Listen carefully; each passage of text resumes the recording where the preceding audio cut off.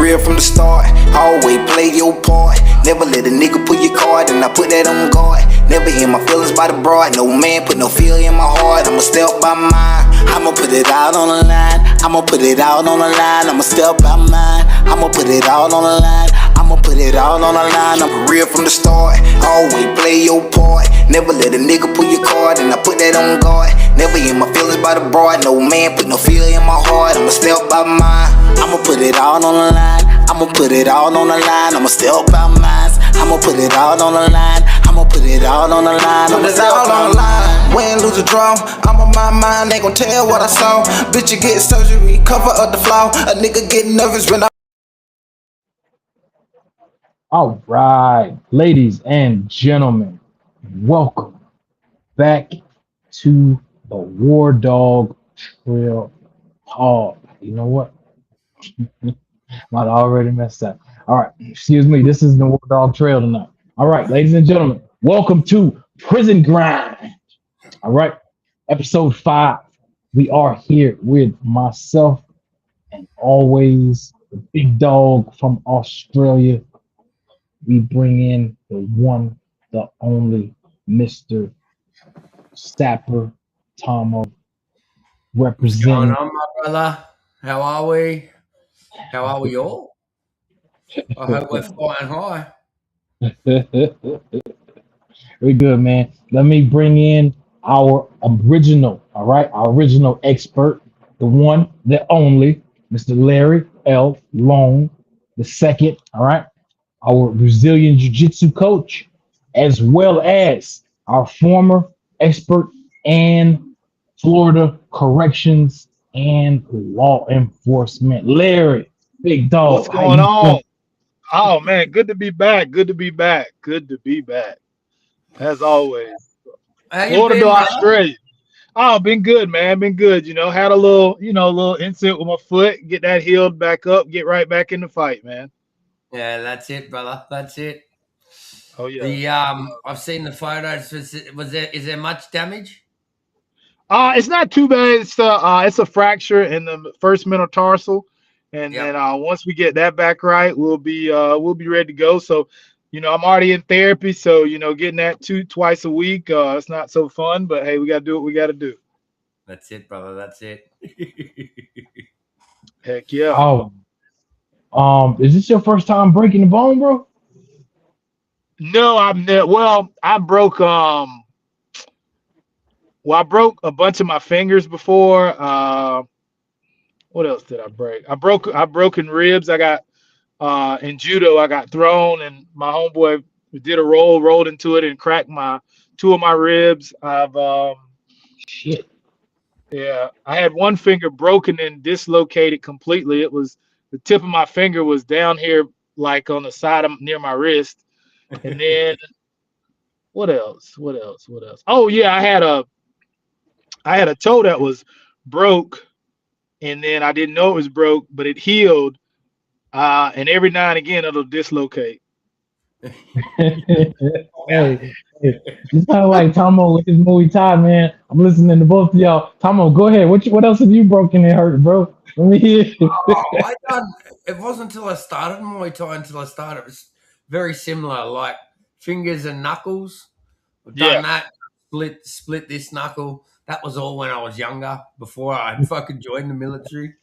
But I don't think I had any. I think I had maybe a dislocated shoulder or something when I was younger. But I didn't think I'd broken bones until I was about 16. The first one I broke was my nose. I'm pretty sure. Oh Wrestling man. MMA. Yeah. And then no broken bones. Like, look, stress fractures in me shins and feet, which was just army related. But it wasn't until I started Muay Thai, and then the first injury was a fractured knee. That was at Spire, and I got dropped, but we're in this like new gym, and it was just fucking AstroTurf on concrete in a car park. Ooh. Down, cracked my knee. That was funny because I was supposed to have my first Muay Thai fight, and I couldn't fight obviously because of my leg. but I was like, I was still good enough to box. So they had a fan to fighter down the road, and I said, "Oh, well, I'll do that instead." But I had to go down and fight spar with one of their dudes that I used to be a young amateur champion. Hadn't fought for years, but I had to go in and do 8 rounds with him. And I did way too well. So they weren't going to let me fight any dudes that and any dudes That's that crazy. had done a thing. So yeah, no, that was the first one. Then the next one, man, was my foot as well, but I clean snapped two of the bones in my foot, fractured another 4 getting swept in a clench. What? Muay Thai. And I sort of landed on my foot like that. The little toe come around and touched the bottom of the big toe, and I sort of sat on it. So that one kept me out, bro. And then I'd been out for 4 months. I come back to my 3rd session back in training, and one of our fighters, I'm not sure if it was for his title fight or the one before, needed a hard sparring session. So the coach called me in. And the first 30 seconds of the first round, he put this knee into me, bro, and cracked 3 of my ribs. Felt like I could feel his knee imprint in me ribs. And then when I finally got to fight and I fought Ezra, the big motherfucker, he landed a knee in the same spot and cracked the same 3 ribs. God. Boy. Yeah, so just a few. And that's just broken bones, man. I was having to do something the other day in regards to concussions and knockouts, man. I think I've been knocked out 6 times and I've had well over a dozen concussions. Man. Brother, that's rough. Well, you done. Make sure you start doing puzzles at night before you go to bed. I do a lot. Actually, the one that's I'm on a 74 streak on LinkedIn at the moment. I do all the little mastermind puzzles, but yeah, very much puzzles is something I know. And creatine, dude. Creatine. Yeah, creatine. Yeah, monohydrate creatine and puzzles really good for the brain from TBIs and stuff. And also too, the NAD. The NAD helps a big time with that too. Oh mate, well I'm about 2 months into the supplements, bro, with Lifespan now, bro. Like proper into it, and the changes have been phenomenal, dude. Not only That's physically, but everything else is going on around me. Look, I don't want to share it on air tonight. But before we go, I've got to fill you in on what's been happening in the last couple of weeks, brother. Holy shit. That's good stuff. That's good stuff. All right. Real quick. What's up, brother? Sorry. No, you good. No, I was just gonna say, so reading about that paraprofessional, bro, what in the world? Like, how do you kick a kid that's autistic or something like that? Like that makes no sense. We're supposed to be there helping. You've got to fill me in on the story. Okay, well I'll let you, War Dog, you go ahead and fill him in, and then we'll talk about it. All right, ladies and gentlemen. Now, last night we tapped in for our very first episode of Manhunting with the Fugitive Guy. All right. If you did not know, yes, this year, 2026, our true crime expansion, we are tapped in with fugitive hunters. All right, with actual bounty hunters in the states of North Carolina, South Carolina, Tennessee, and Virginia. All right.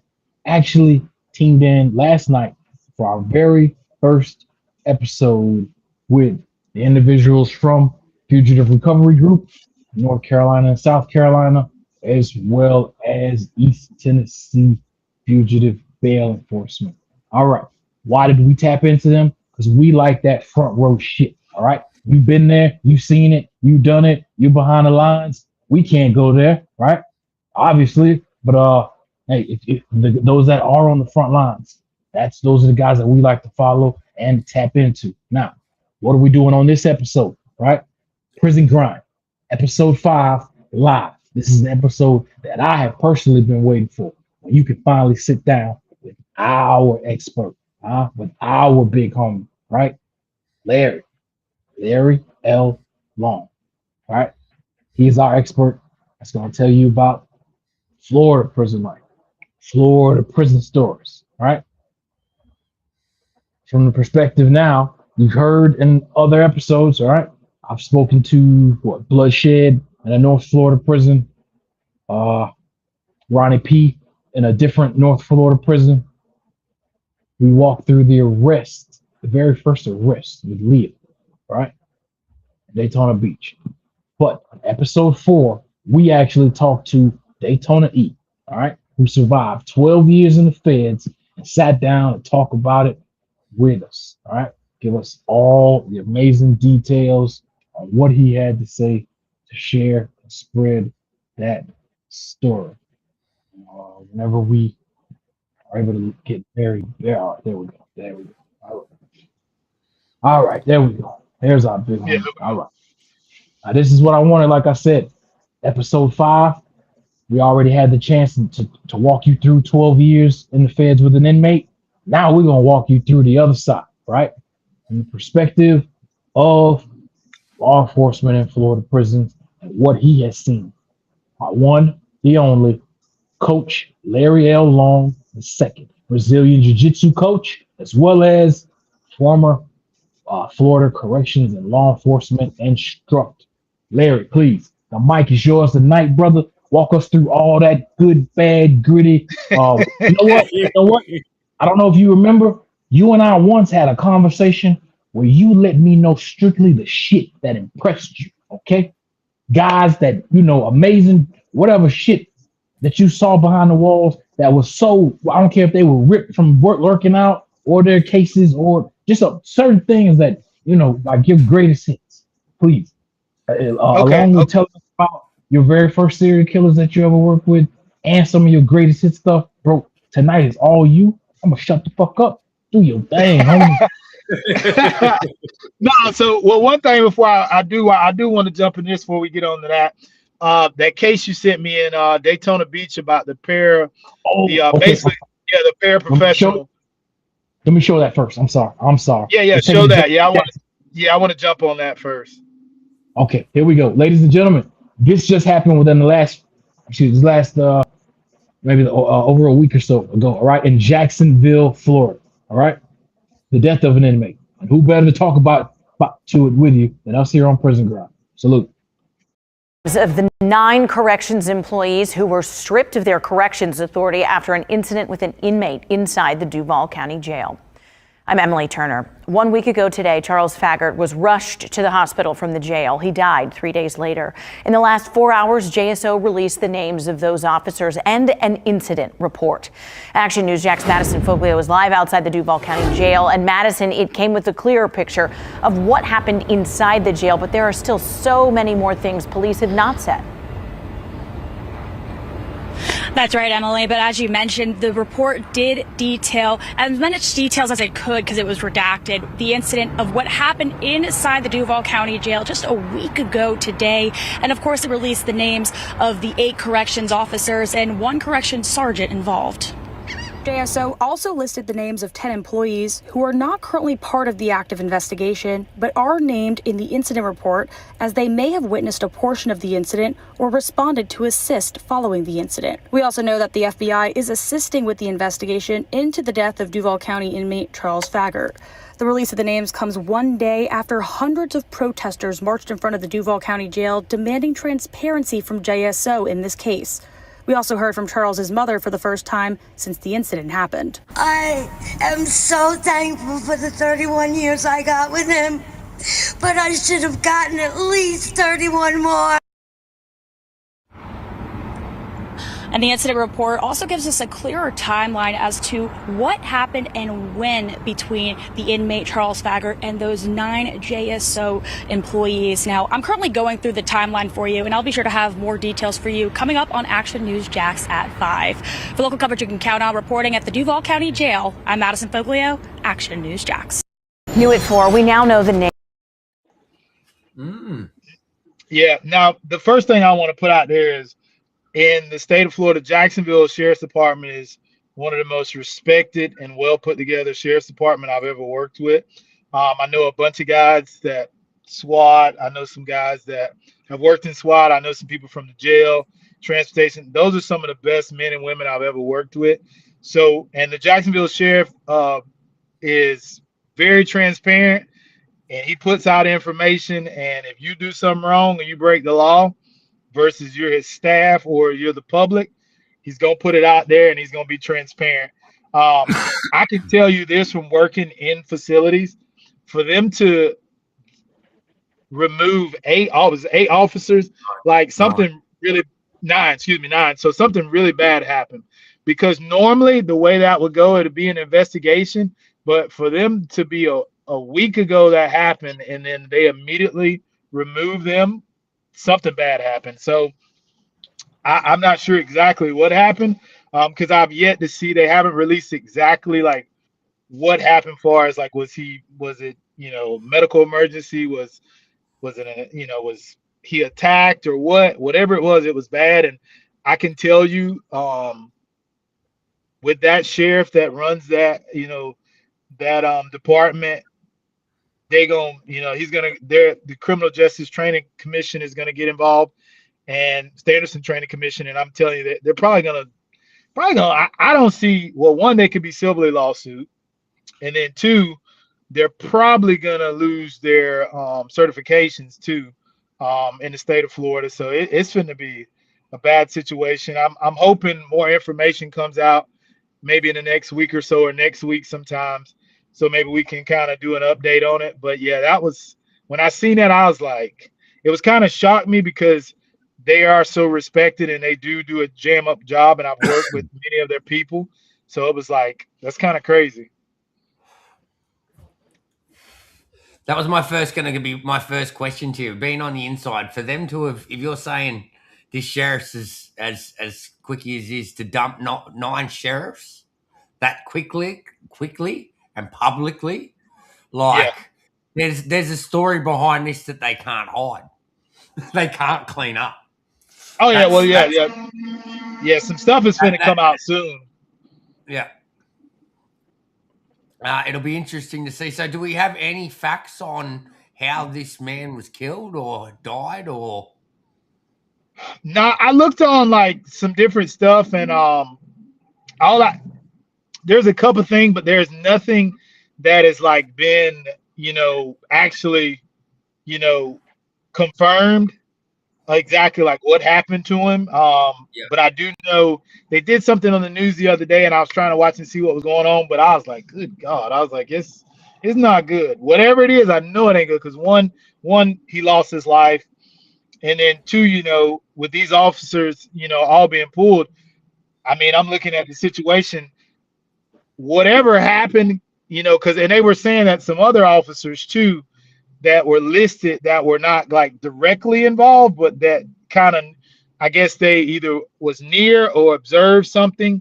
So, I mean, you could see in the next week or two, you could see another nine plus officers that are released from the agency. No, I'm serious. Like, and here's the thing, like in the state, like they're not playing about this stuff no more, because of how explosive it can get. Like you look at the George Floyd stuff, it can quickly get explosive, where now, the public is in danger, especially you talking about, and I don't ever want to see that happen in Florida. I don't want to see it happen nowhere, but especially my home state. But I don't want to see it happen anywhere again, where they're rioting, they're burning down stuff, because then now you have. Can I ask you guys, this is being black man, what would have happened? What do you think the reaction would have been like if the dude was black?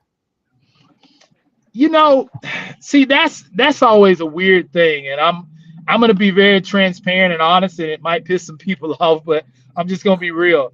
Like, one thing that frustrates me is I feel like if anybody is wrongly, I don't care if they're black, they're white, they're whatever, if anybody is wrongly just killed, like, it needs to be a problem for all of us.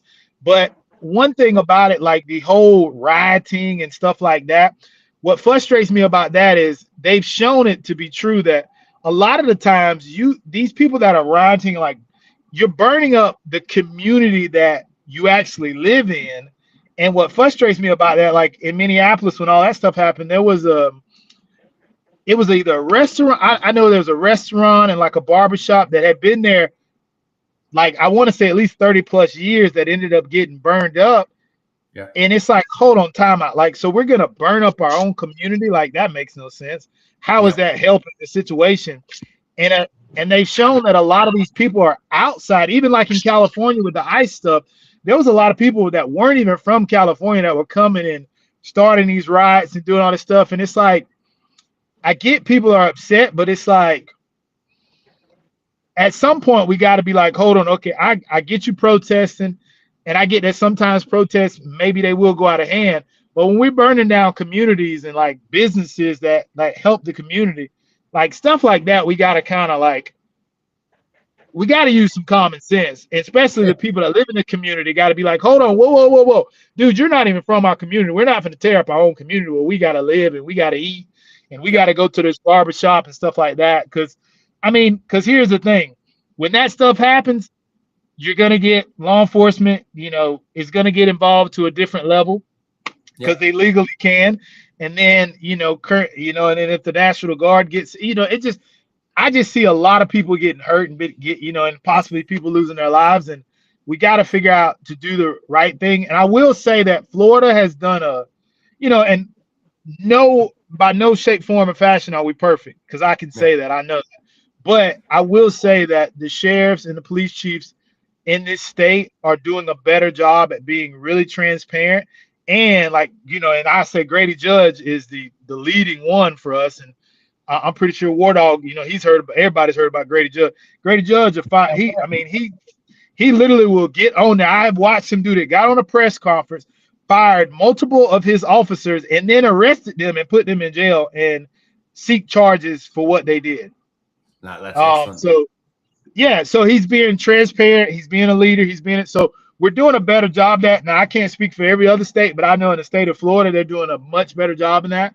And, I still have attachments to different sheriff's departments and stuff like that. And, even my sheriff, Dusty Arnold in Liberty County that, I worked under and stuff, and he's doing a great job. And he's trying to make a lot of different changes and trying to and he's very transparent. Like, he gets on live once a week and tells everybody in the county what's going on. And he doesn't hide it. He's like, hey, we have this, we've made this arrest, this is our problem, we got, we're doing everything we can.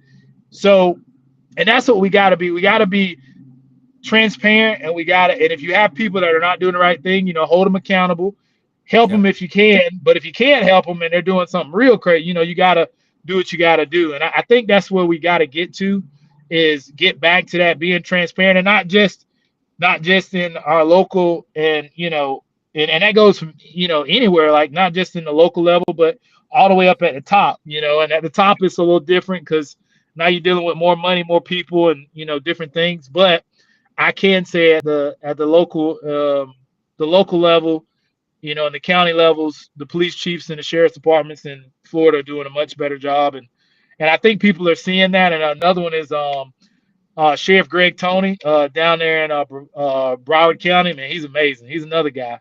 So we're starting to see it better. But when you see a situation like this, it's sad because the dude lost his life. I mean, you can't get that back. His mom, probably going to be some lawsuits. But, I mean, even if she gets $100 million, she's still not going to get her son. Not going to take him back, is it? Yeah, so I don't know. It's always a bad situation. And two, once you hear more about like what, because it's finna come out eventually. Yeah. Once all the investigations are done, and it's gonna be a thing. But yeah, it just sucks. I don't know. War Dog, what's your kind of take on it? I'm in the same boat as you, bro. Where I'm blown away by, but I want to say one thing real quick. I don't think Tomo knows in Australia how unique our crimes in Florida are, right? Like, amounts around the whole world. I don't think people know, like, there's that whole, like, Florida man idea, Florida man concept that, hey, shit happens in Florida, man, that you won't hear anywhere else in the country. So, you know what I'm saying? Tomo, have you ever heard anything like that about Florida? Florida man, have you ever heard that? And I bring that question up because, look, obviously I didn't hear about this case in Australia unless it was through you guys. But I know that the problems that we have, especially with our Indigenous or our blacks in Australia, if there's a black death in custody, it's wild news across the whole country. Yeah, Absolutely. this one would have been, had he been black, I think this would have been that first case of Yeah, I feel 2020. like if he would have been black, I think they would have blown it. It would have been like you would have heard about it more, Yeah. for sure. And let's be honest, like let's I was born and raised in Florida, and I can tell you I grew up in a small town, and I mean racism is normal. I mean, and anybody that says it's not is full of crap. And I know there's those people like, oh my God, why do we keep talking about it? Well, I'm like, it's like a real thing. Like, just so put it this way, not too far from where I live. So the Ku Klux Klan just bought land. Now they don't call themselves the Ku Klux Klan no more. They have a new name. I have to do a little more research. They have a new name, but they just actually, bought land, and they're like building like a church, because they have a church and everything. So, and that's literally, I want to say like 40 minutes from where I live, in Florida. Like, so I mean, it's racism is a real thing, and it's a problem. And it's everywhere. It's everywhere. Yeah, it's everywhere. It's everywhere. I don't care where you go. And even like, you've been to Thailand. Like Thailand, even I was surprised when I found out from a friend of mine that trained in Thailand. He's like, yeah, Thailand has some racism. I'm like, what? Yeah, they don't like the Chinese. They don't like the Indians. Yeah, so it's like no matter where you go, it's always going to be an issue. I think the best thing we can do is like is everybody does their part, and just treat people. It's like an old saying, but it's true. Like, it doesn't cost anything to be good to people. To be a good person to somebody. None of us are perfect. We all make mistakes, anything like that. But just to be like, hey, or cool. You ain't gotta be nobody's friend if you don't want to, but you ain't gotta you don't gotta go out of your way to be a complete asshole to somebody either. Like, 100%. yeah, you know what I'm saying? So you don't have to be that. And I get it. There are, and what's even crazy, which and War Dog is gonna feel me when I say this, but people don't like to talk about it. But it's black people that hate black people. I mean, it's the truth. Now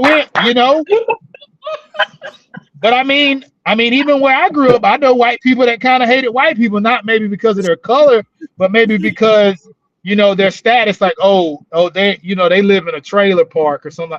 I mean, but it's the truth. I mean, and I won't say maybe it's not racism, as far as on that level, but maybe it's, because you're equal, economical state. People like, oh yeah, I don't like, they're poor, they're this, or they're poor, they're trash.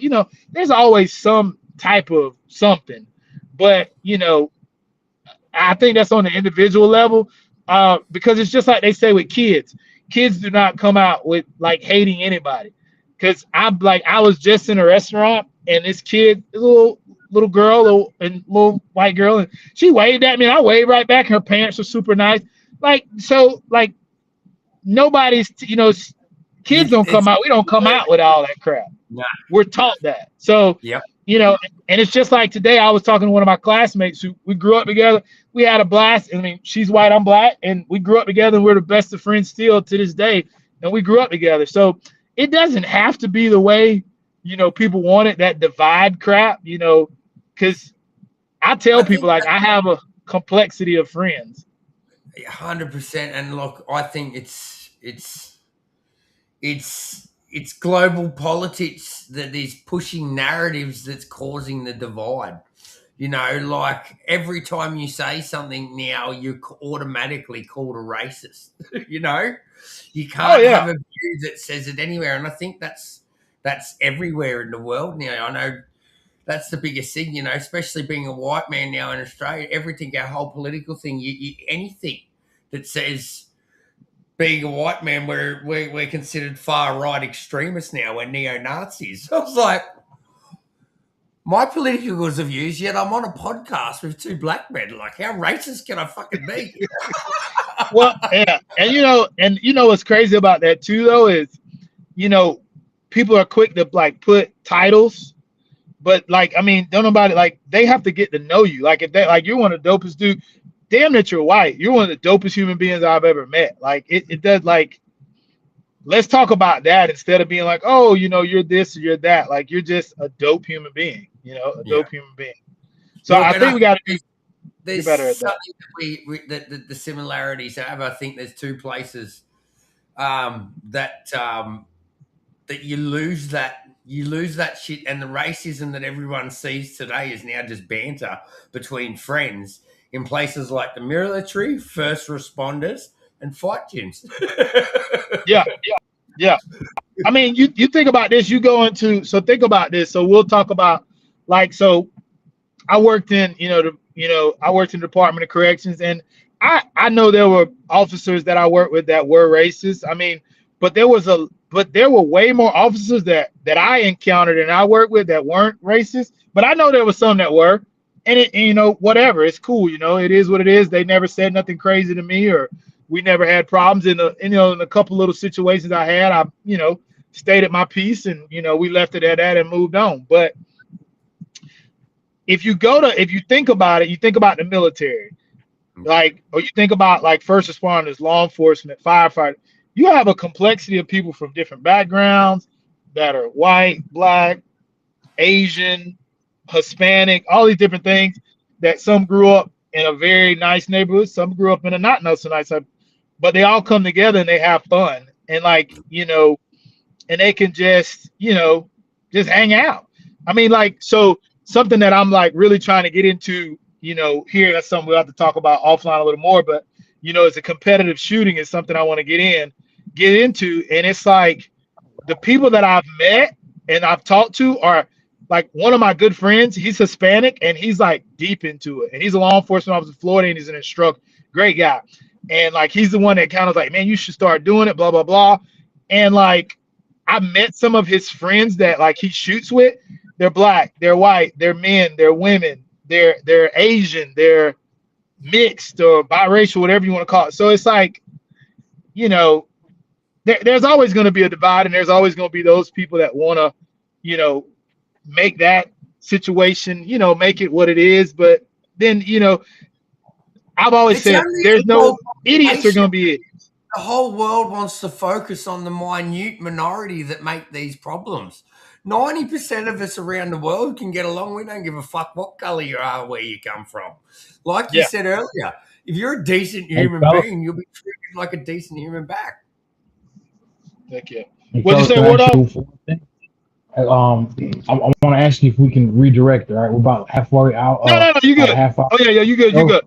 No, we'll redirect. But yeah, we still haven't gone behind the walls. All right, we still haven't gone behind the walls. We're half hour. All right. No, I got you, brother. No, you're good, man. Well, just tying it into it, just like I was saying. So just working in corrections, working in facilities, that situation like we were talking about first,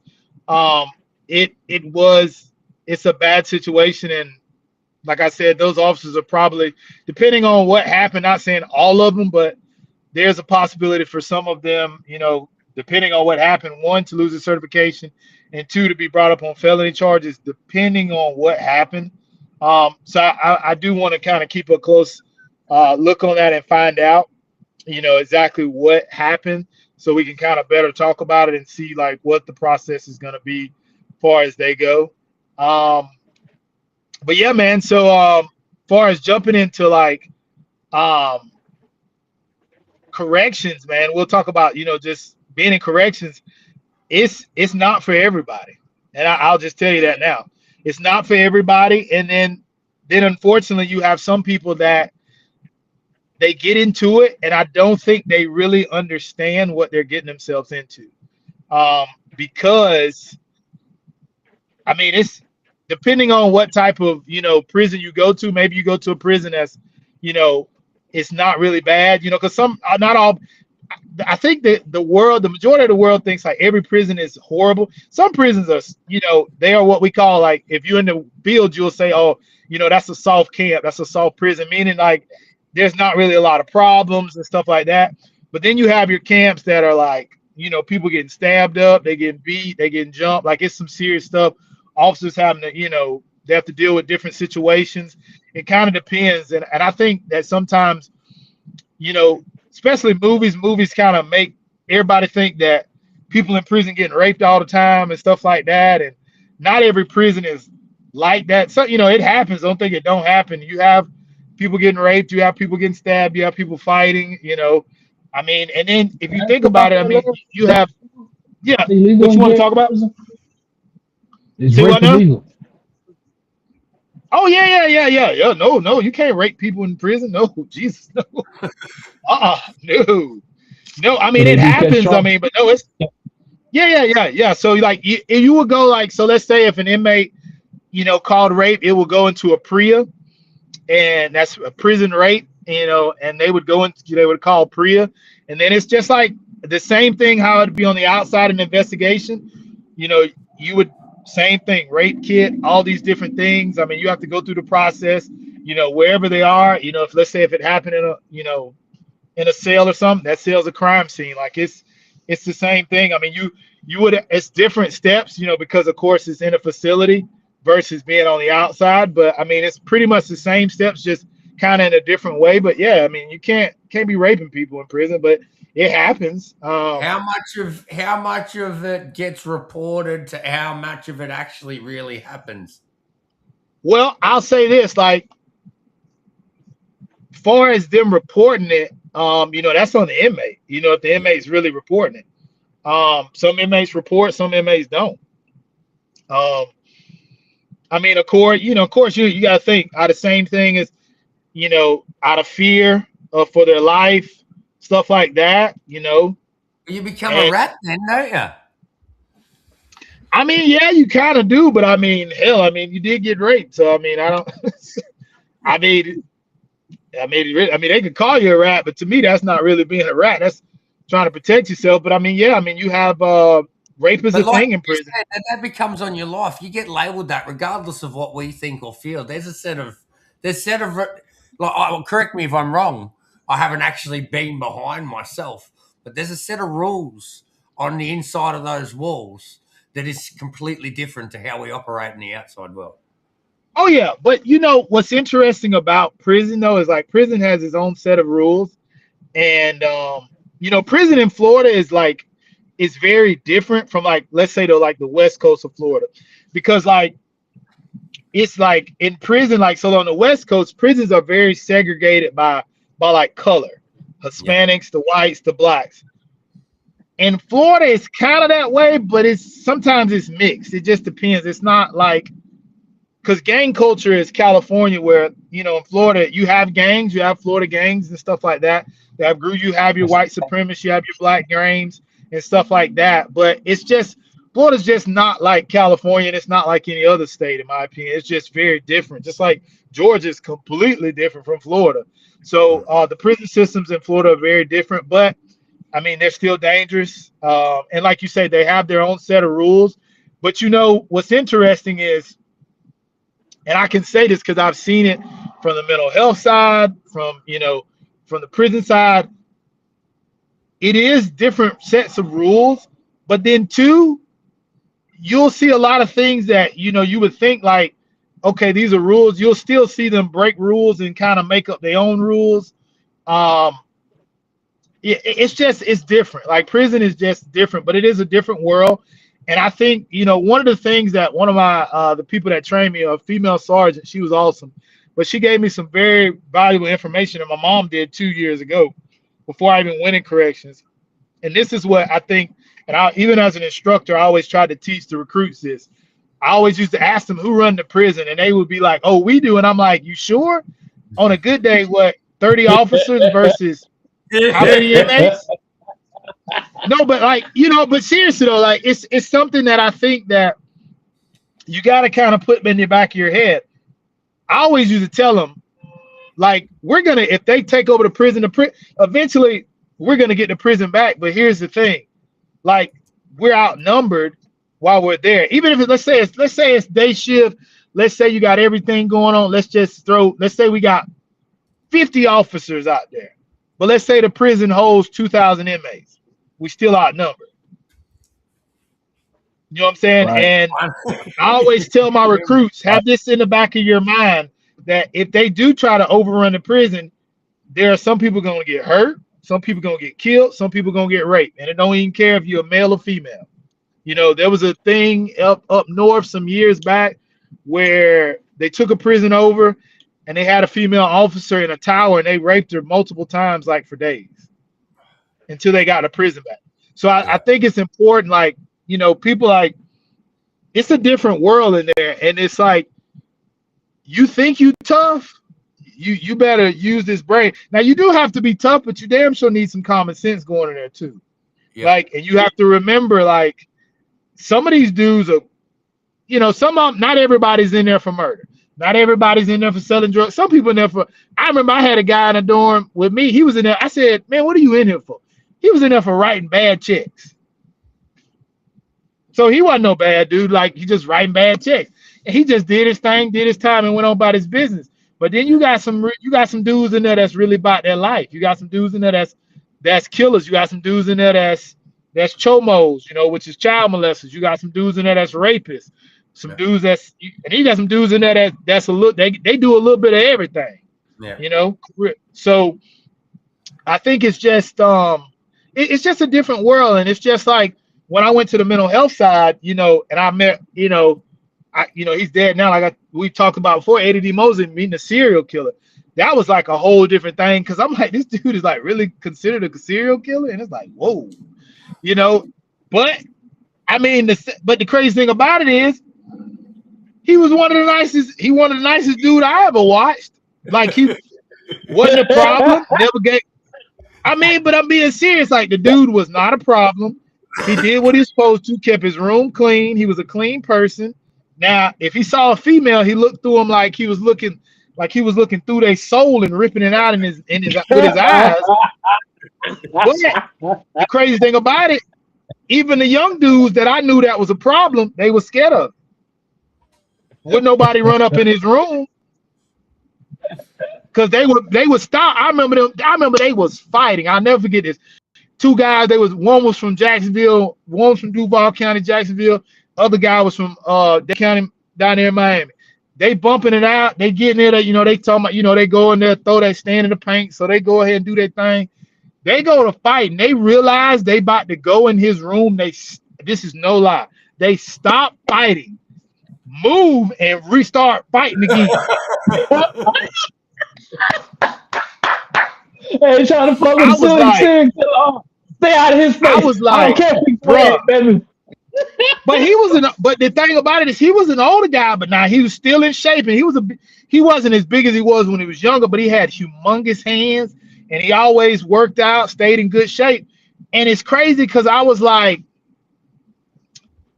man, I just still to this day, I'm like, hold on, what? They literally stopped fighting.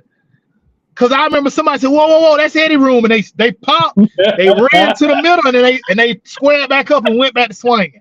I was like, did y'all stop fighting and start fighting again? Blew my mind. Yeah. Blew my mind. Like, to this day, I'm just like, see that? I was like, what? You know, and you know what's funny is that fight reminds me of the first time I ever used, like, I actually used my canister of gas that we carry in the Department of Corrections. I was working with I won't say his name because he works undercover work, but it was an officer I worked with and a buddy of mine named Lolly that I kind of grew up with. Good guy, we from the same county. And I remember we gassed this inmate. They were fighting. They wouldn't stop, so we gassed them. And I remember, so I emptied the can, but it was a sergeant that ran in front of us kind of, and I hit him with some of my gas. Man, I was like, I'll never forget, because I was still kind of like new. And I was like, shit. I was like, man, and boy, he pissed. He was pissed. He was pissed. Oh man, he was pissed. He was pissed. Like, and I'm gonna tell you what's crazy is, and I can talk about this stuff now because I don't work for him, and this was years ago. But that same sergeant, sometimes it's like inmates like he had problems with inmates or something like that. He would literally tell them, he'd be like, hey, mow the grass. And they'd be like, mow the grass? Like, and we like in child time, it's in the morning. He'd be like, yeah, mow the grass. So he would make them mow the grass with it was it wasn't no lawnmower. He said, yank that chain on that lawnmower and make the Noah cut the grass. And I was like, man, I'm like, what the hell? I was like, I don't know if we can do that. And I'm just sitting there like, because I'm new, so I'm just like keeping my mouth shut, just paying attention, watching, being observant. I'm like, I don't think you can do that. I don't remember they didn't teach us this. I don't think you can do that. Prison is wild, man. Like, it's just, but the one thing I will say too, though, I met some of the best people I ever met in my life working in prison too, though. But like, just seeing people do, I mean, I'll never forget. He was like, mow that grass, and I'll be like, mow what damn grass? It's dirt. And he go to pass the grass, and he like mowing the imaginary lawn, and he ain't doing it because he don't want to get locked up because he was in the wrong what he did. But I was just like, I was like, this shit is crazy. Like, and it's funny because like that's that straight psycho gang shit right there. Which I'm sorry, yeah, like, I'm sorry. What you just said. You remember you talking to me and Tom over here, now, dog. All right, I'm serious. That shit was wild. This is who you talking to, baby. You just talking about a prisoner cutting imaginary motherfucking grass. That's that psycho gang shit, baby. Oh goddamn. Hey, listen, that joke was too funny. And then he told it, but it was funny. He was like, no, yank, crank it up. Yang, yang, yang. It ain't. He said, no. He said, make the noise. He said, yang, yang, crank it up. Like, yang, yang. It ain't crunk up yet. Yang, yang, yang. And I was like, bro, you cannot be serious right now. I'll never forget that. Like, I done seen some crazy stuff. Like, I remember, like, literally watching a dude eat his elbow, like, eat his bicep, and, like, you could stick a finger in there. We had to, like, hold him so he couldn't eat his damn body. He was literally, he ate a hole in his arm. Like, dude, he ate, like, all up in there. And I'm like, what? This is why we got Larry, y'all. This is exactly why we got Larry, man. And it's like, I'm gonna tell you, and it's like, dude, we responded to a call one time. The dude he had already pulled his eyeball out like a couple weeks prior. He pulled his other eyeball out and he ate it. He ate it. Bro, he ate it. But that's not even, but the eating part is not the crazy part.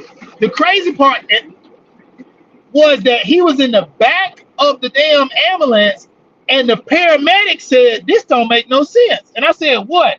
He said his vitals are normal. He should be like freaking out. I'm like, what? Because I wasn't, he was like, think about it. He said, dude, when you're in pain, your blood pressure, like, you should be high. Dude, his vitals were normal. Like he was just on a Sunday stroll. And I remember, I never forget that paramedic's face because I see him every now and a blue moon. I'll see him. And literally, his face was like, what the hell? Like, he was confused. He looking at the machine. Because, dude, no lie, he started doing this to the machine. He started tapping the machine. Like, something was wrong with it. Like, is this normal? And I'm like, it scared me. Cause I'm like, well, damn, wait. But doesn't that, like, we call that insane, yeah? That's bonkers. But imagine the power of the mind. That tells you that up there controls the rest of this. If you're up there and you're not worried about what you've just done, there's no fear, there's no cortisol running through your body, there's no speak or spike. That's like Buddhist monk shit. Like the dude that sat there in front of the tank and set himself on fire. That's crazy. Oh yeah. All right, dude. I remember there was a guy. I swear this dude didn't feel pain, son. I seen this dude, like, punch, like, and these doors, these ain't no like thin door. I'm talking these doors solid metal. This thick, punch doors, headbutt them. I'm like, dude, like, I've met some people that, like, pain was like it's like they sensors they had. Like, y'all ever seen what is the movie Novocaine? Yeah. Yeah. So it was like that, like, but real life, like, just screaming, like they don't feel pain. I'm like, what? David fucking Goggins. Man, David Goggins ain't got shit on these dudes. Like, I'm talking about they ain't feeling nothing. How hard do you really think you are, David? Go and play with the cyclone. Yeah, game. like I'm like, what? Like, it's, you know, and what's crazy is, you know, and here's what's a bad thing about working in facilities, because I had a friend of mine tell me, like, that I do jujitsu with. I'll never forget. He was like, bro, you need to get another job. And I was like, what? I'm the training, like, hey man, you good? And it'll take me to mine a little bit more to kind of decompress so I can go, all right, turn everything off, let's train, and just leave everything where it was. But he made me realize, like, he was like, Larry, he's like, some of the stuff, you know, people in like corrections, law enforcement, military, some of the stuff y'all see it's not normal. Like, it's not normal. And like, but seriously though, think about it. It's just like, you know, like, think about this, and I'm just gonna use this as an example. It's horrible what happened, but you know, the Charlie Kirk thing happened on national TV. That's not normal. People are not supposed to see things like that. It's just like you guys were in war. The stuff that y'all saw is not normal. The human brains is not supposed to see that over and over and over and over and over and over. Like, you know, it's not.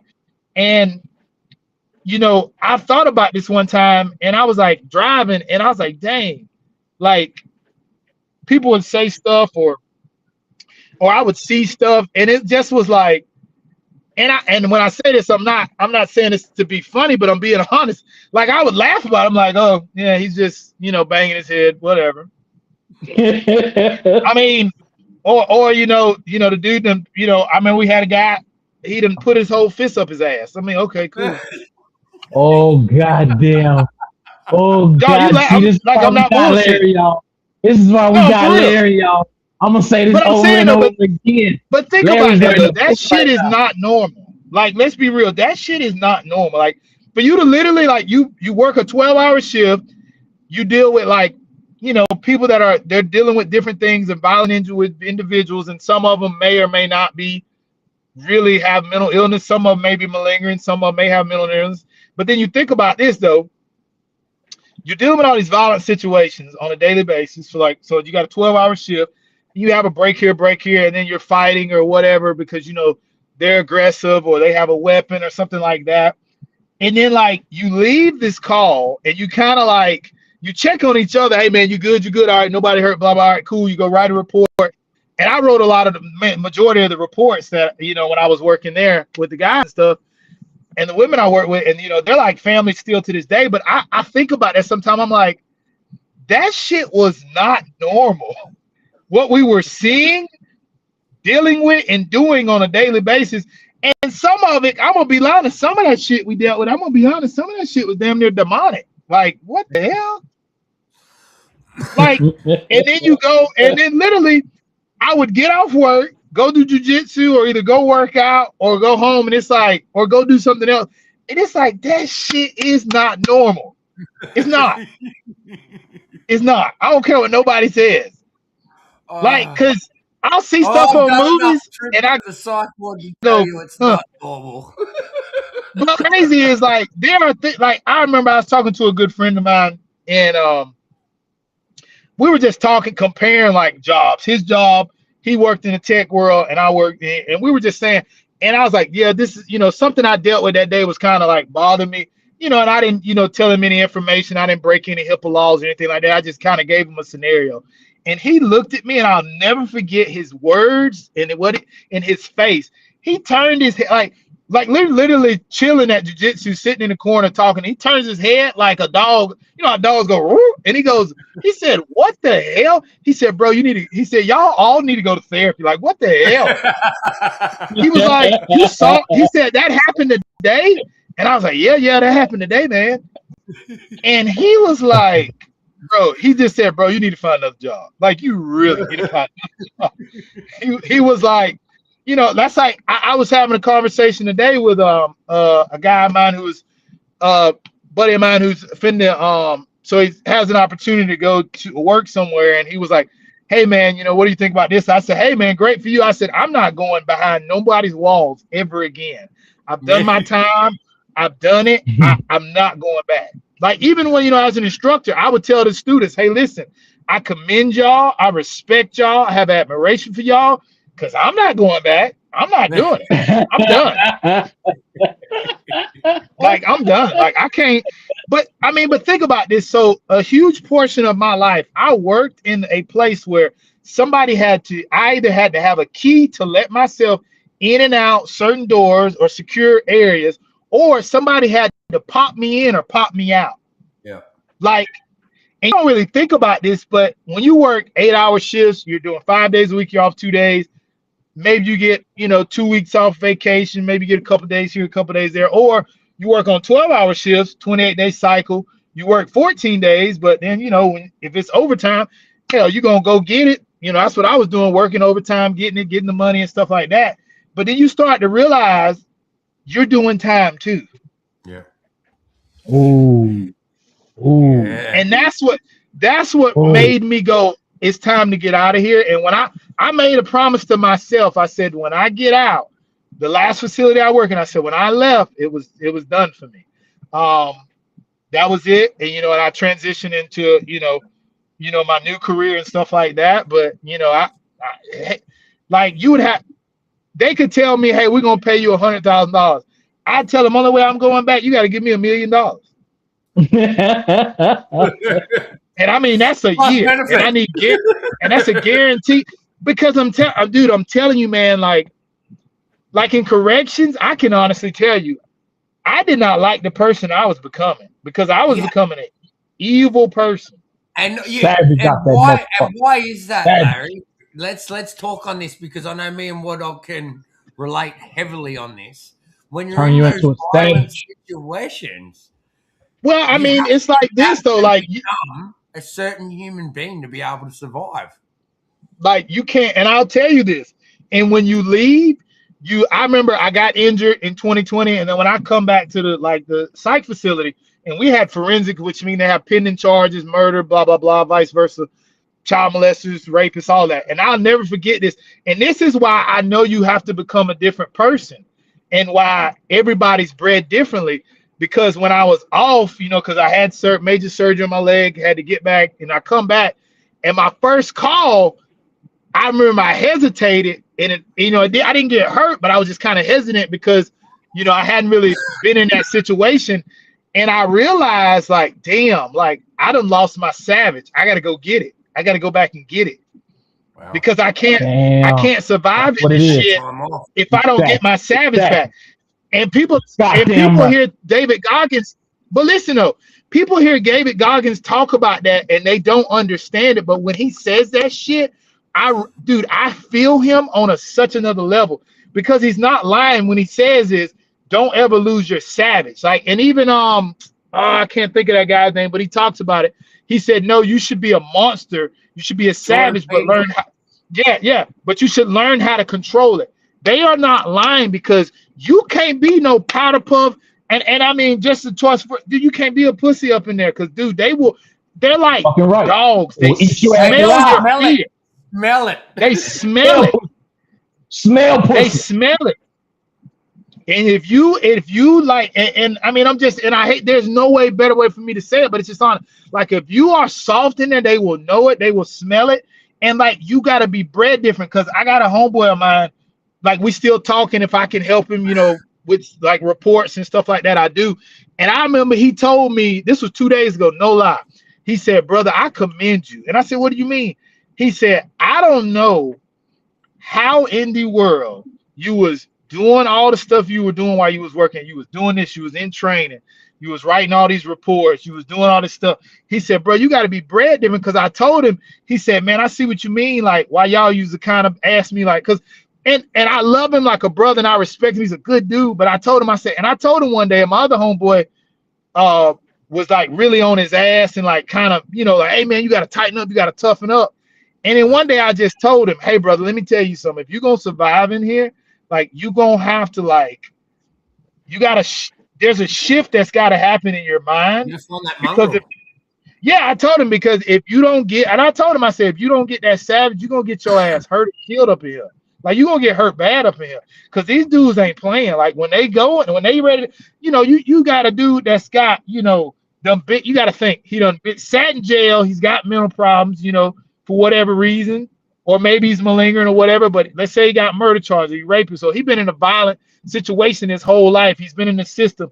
And you tell him, and it's another thing I want to kind of add in there. People I hear people in the public go, they'll talk about how you talk to somebody. Like, listen, I went on this binge for a while where I was like, sir, can you please sit down? Or ma'am, sir, can you do this? Sir, can you do that? You tried and after you have a, yes, sir. Like, I literally, because I seen how, but I'm going to tell you, for me, I seen how bad I was beat. Like, how I seen the person I was, and I seen that it was affecting me on the outside with family and friends, and sometimes how I talk to people on the outside. Okay. Yeah, how I treated some of the people that was in my life. So I was like, okay, well, yeah. So I was like, okay, I need to change a little bit. So it went on for a couple months, and then I'll never forget the day I broke, and I said, fuck it. And literally, my homeboy, he like an older brother to me, and he said, I was wondering how long you was gonna keep that shit up. Because we had this dude just told, like, literally, they brought him in cuffs. They done brought him down with a damn SRT team, a special response team from the county done brought this dude. And I'm like, hey, sir, can you go over there? And this dude just like, hey, motherfucker, when they take these cuffs off, I'm hitting the first one of y'all motherfuckers I can. Like, this is his words. He like, I'm gonna fuck one of y'all up. Like, he threatened us, and he in there for some violence. He done already beat a fuck. But listen now, this dude done already damn near, he beat his damn roomie damn near to death. He already in there on some assault, battery, and kidnap, all kind of crazy shit. And this dude ain't nothing to play with. He's saying it. And I'm like, sir, hey man, can we? And finally, it was like a switch trick. And I said, all right, motherfucker, well, what's up then? We gonna fucking run it then. Soon as the press come out. That's okay. But I'm saying, like, but here's the thing though. You'll have people hear that, but people that work in the field, they know what I'm talking about. Like, you can't, and I would always hear psychologists or some people say, oh, well, you can't talk to them. Now, but there's a difference. Well, I'm just saying, but think about this. If a dude is telling you, like, man, fuck you, I ain't doing what the fuck you say. I'm like, move me, motherfucker. Move me, motherfucker. Come in here with that shot. I'm gonna fucking kill everybody. You can't go in there. Hello, sir. Can you like slow down, sir? Like, what the fuck? I'm serious. Like, it's, I don't know. Like, and I try to explain it. I used to always try to explain this because, in academy, you got to be professional and stuff, and I'm not trying to use profanity, but I try to tell them, like, listen, because a lot of them students sometimes didn't take the shit serious. I'm like, listen, you going into a place, y'all in 18, 19, 20, into a place where some of these motherfuckers don't give a fuck about you. They will eat your ass for dinner. Like, I'm being honest. Like, and if you don't, like, you got to be serious. Like, it's just like the prison system. Like, contraband is at an all-time fucking high. You got, and it's sad, but you have sometimes, not just, you got men sleeping with inmates, and you got women sleeping with these inmates, getting pregnant from them. Starting relationships, bringing in shit. And it's happening, you got men doing that at the women prison and shit like that. And it's like, and a lot of them, it's because it's like, think about this. You're 18, 19. We're putting you in a place with some people that are 10, 20, sometimes 30 years older than you. Some of them are career criminals, and they have a PhD in manipulation.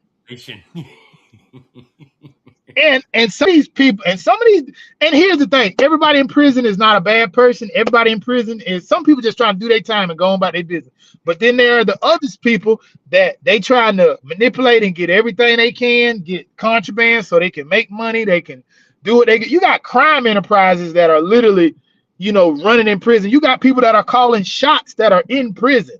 Like, it is what it is.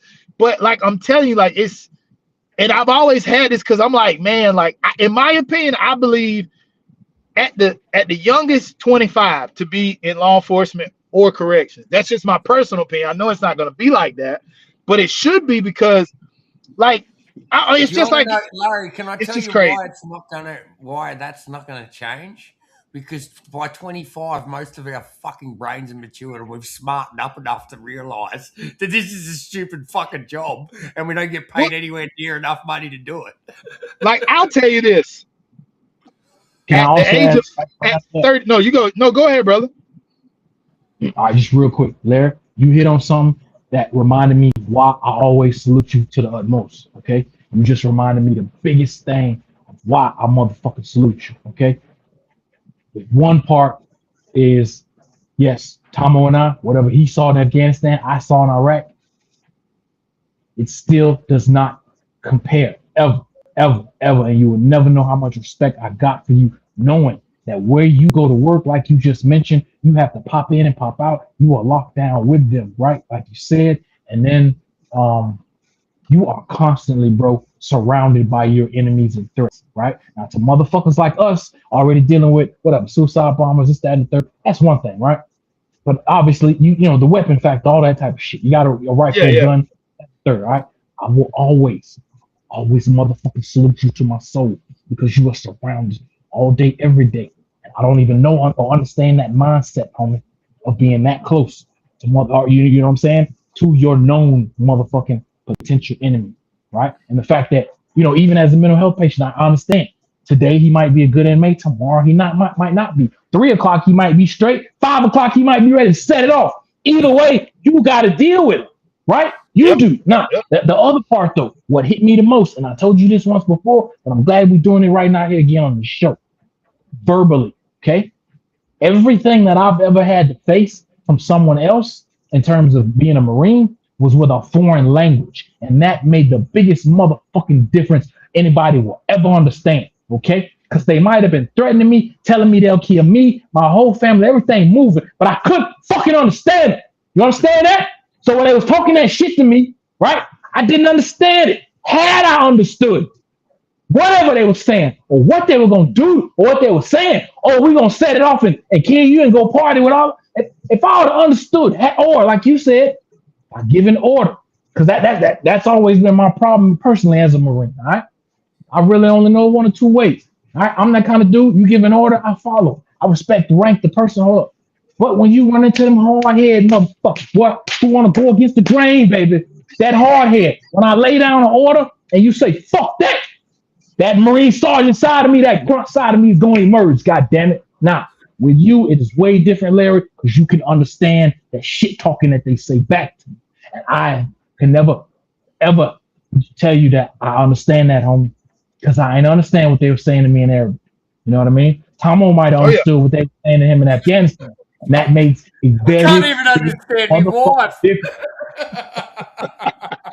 Oh, I just had to say that. I'm sorry. I salute you, No, you good though. But you know what though? You actually touch on a good point. But you know, that's crazy because you actually touch on a good point because, and I can speak of this because when I got into corrections, I still had like a fucking bad temper and explosive temper and stuff like that. And, you know, I had issues with certain authority at times and stuff because I've always had issues with authority. You know, I mean, it's just being honest, you know, I'm more mature now and I can deal with it. But it's like, it's shit people can say now. And it's kind of funny to me because like I've been called every racial slur you can think of. I've had motherfuckers threaten me in ways I'm like, that don't even make no sense how you threaten me. I had a motherfucker tell me I'm gonna kill. Like I remember a motherfucker told this dude said I'm gonna kill y'all twice. I'm like, how you gonna do that? Holy shit! See, that's the one that we're gonna replay around the world. What you just said? I'm for real. I had to do. What I'm saying, it's like, but it's like, I mean, you don't, and it's crazy because. You know, I see people and it's like, man, when you go through that, like you listen, and that's another thing too, I'll tell you, because, you know, when I first started, it was hard for me to deal with that shit. Like, I was like, man, what the fuck? Like, you know, but as time go on, and then I noticed that the ones that was schooling me and teaching me like, hey, not right now. I'm like, I ain't finna let, they're like, no, we'll deal with it later. Or learning that, okay, every time somebody say something, I can't just go off the damn hinges. I can't get mad, get upset. But what I learned though too is Like, and it takes time. Like, and I consider it like those people that like they got a badge of honor, you know, that you could say crazy stuff to them and they'll be like, oh, okay, that's what's up. And they like, damn, like this dude should be mad. You like, yeah, what, you know. I mean, I'll say I can speak this because it happened to me, but I can't speak on other guys. But one of the guys I used to work with, we dealt with this female who was violent, all kind of stuff. She had attacked several people, a nurse and stuff, and she had to, you know, receive injections. So she's behind the door. We're trying to talk to her. There's a flap. So we, you know, trying to be careful because we don't want to go hands on. We just want her to comply. So she just saying all kind of stuff and, you know, cussing us out, bitch, hoe, all that, you know, whatever. She said, so then she goes and says this racial shit. And me and the guy I was working with, we looked at that and we couldn't. I just started laughing because I was baffled at what the fuck come out of her mouth. Because she literally looked at us and said, what do you get when you take a nigger and an octopus? And we looked and she said, one good cotton picking nigger. We went, what? And I bust out laughing. Oh I said, God. What the hell did she just say? This true story. No lie. I'm not lying. I got somebody that can verify this. It's a true story. This is not a lie. And I said, what in the hell? That was the day I realized I had been doing this shit too long because I just laughed. I wasn't even mad. I just was like, what?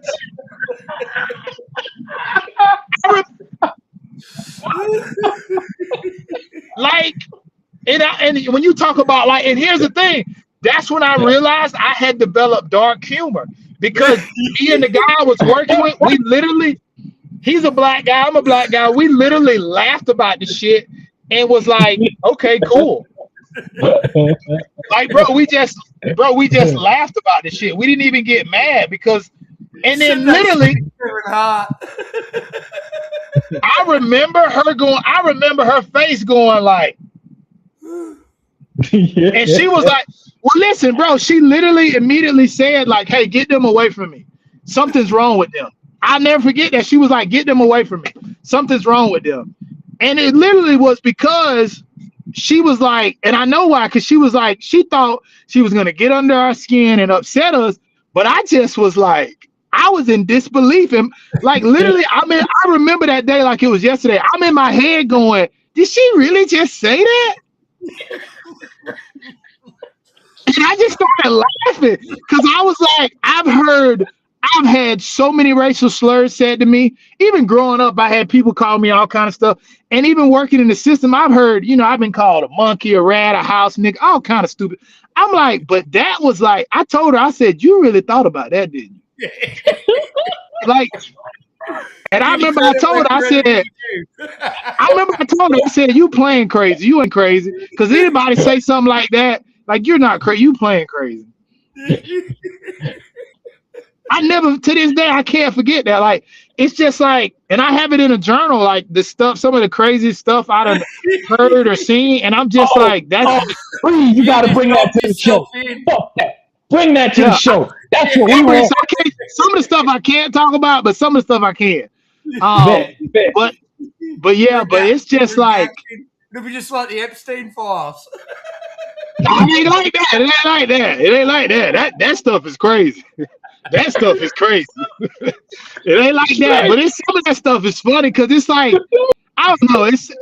I just can't believe that some of the stuff I've seen and some of the stuff I've heard, I'm like, did I really just hear that? Like I'm gonna tell you this, no lie. I was driving down the road one day and I had left work and I was going to jiu-jitsu. And literally, I said, I can't go to jiu-jitsu. I remember I drove like to where the jiu-jitsu is in Tallahassee. And I was like, nah, I went to the gym instead and skipped jiu-jitsu that night. Cause I was like, yeah, I can't, I need to just be by myself and my own thoughts. So I just went and lifted because all that stuff that I had seen that day and heard, and some of it was making me laugh, but some of it was like, what in the hell? Like I'm like, damn, like, no, like, this is not normal, man. It's not. It's not. It's not fucking normal. It's not fucking normal. It's not. Yeah, it's just not normal. Oh, mate, I can only imagine the level. Like I said, I've done 2 stays in non-private facilities, so public system psych wards with proper crazy people, and man, when you got some proper fucking crazy people.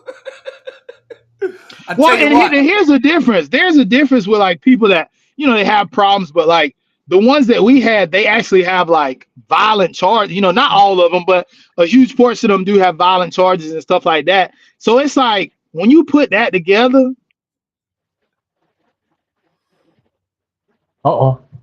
That's all right. Ah, All right. We'll get them right back. Ladies and gentlemen, we're still on Prison Grind. This is episode 5. We are still rolling live on Rumble, Instagram, X, YouTube, and Twitch with the one, the only, the amazing Mr. Larry L. Long. Tomo wrote, do you have anything to say just on the shit Larry's been dropping to us? All right, Larry's right back now. Larry's right back. Okay. Oh my God. Larry's dropping great. Larry doesn't need to write a Larry does not need to write a book. He's giving it to y'all play by play. This shit is, oh my God. You can't get this anywhere else. But there's a lot more of it. Some of it we can't talk about, but like, and here's what nobody really thinks about too, though, and they not to talk about it. But I had a doctor tell me this, and I'll never forget this, and it kind of made me look at things differently. Because I asked him, I said, Doc, I said, you've been here a long time. You've been here longer than me. He's like, yeah. And I said, so with some of this medication, like, and the side effects and stuff like that, like, how do y'all know, like, there? And he said, and he looked at me with a straight, complete face, like, no BS, like, being honest. He said, we don't know what the medication do. He said, it's different for everybody. He said, I mean, pretty much we're experimenting. That's what he was right. He admitted it. Well, because I remember we had a person that was there, an individual, and they got them to a very good level of baseline. They moved to another facility within the facility.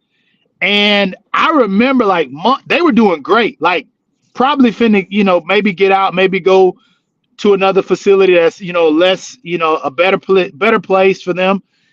And then because another doctor that was over their care and over their medication at that time made a decision to take them off the medication. And then literally we got this the warrior is back now. Now we got to deal with this warrior that we had to deal that was horrible. So it's just like, well, dang, man, it's like, and I'll never forget that and I'll never say that doctor's name, because I never want anything to, to come back on him, but I'll never forget he said, yeah, we just experiment with all of them. We don't know. He said, we just try different medications.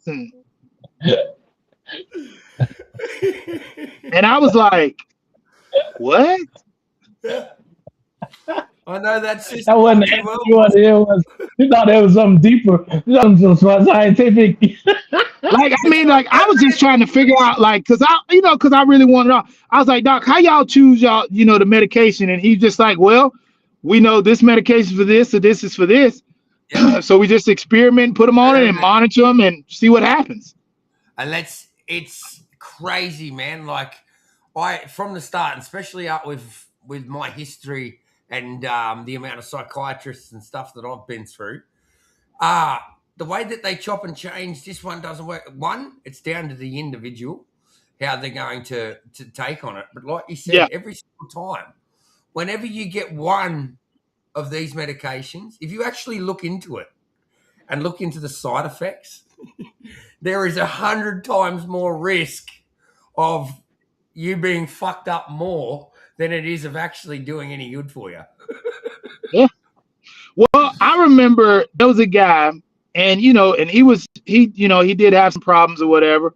I'm not a psychologist, I'm not a doctor, I'm not saying anything they did was wrong, but I remember he would have like normal conversations with us, and he was pretty much like, I'm not gonna say he was fine, but he could have a conversation and he wasn't a problem for us. Yep. They put him on a medication, and I remember him talking about, hey man, he come up to us one day in the yard, was like, hey, I'm hearing voices, and I was like, hey, you need to talk to the nurse, talk to your treatment team.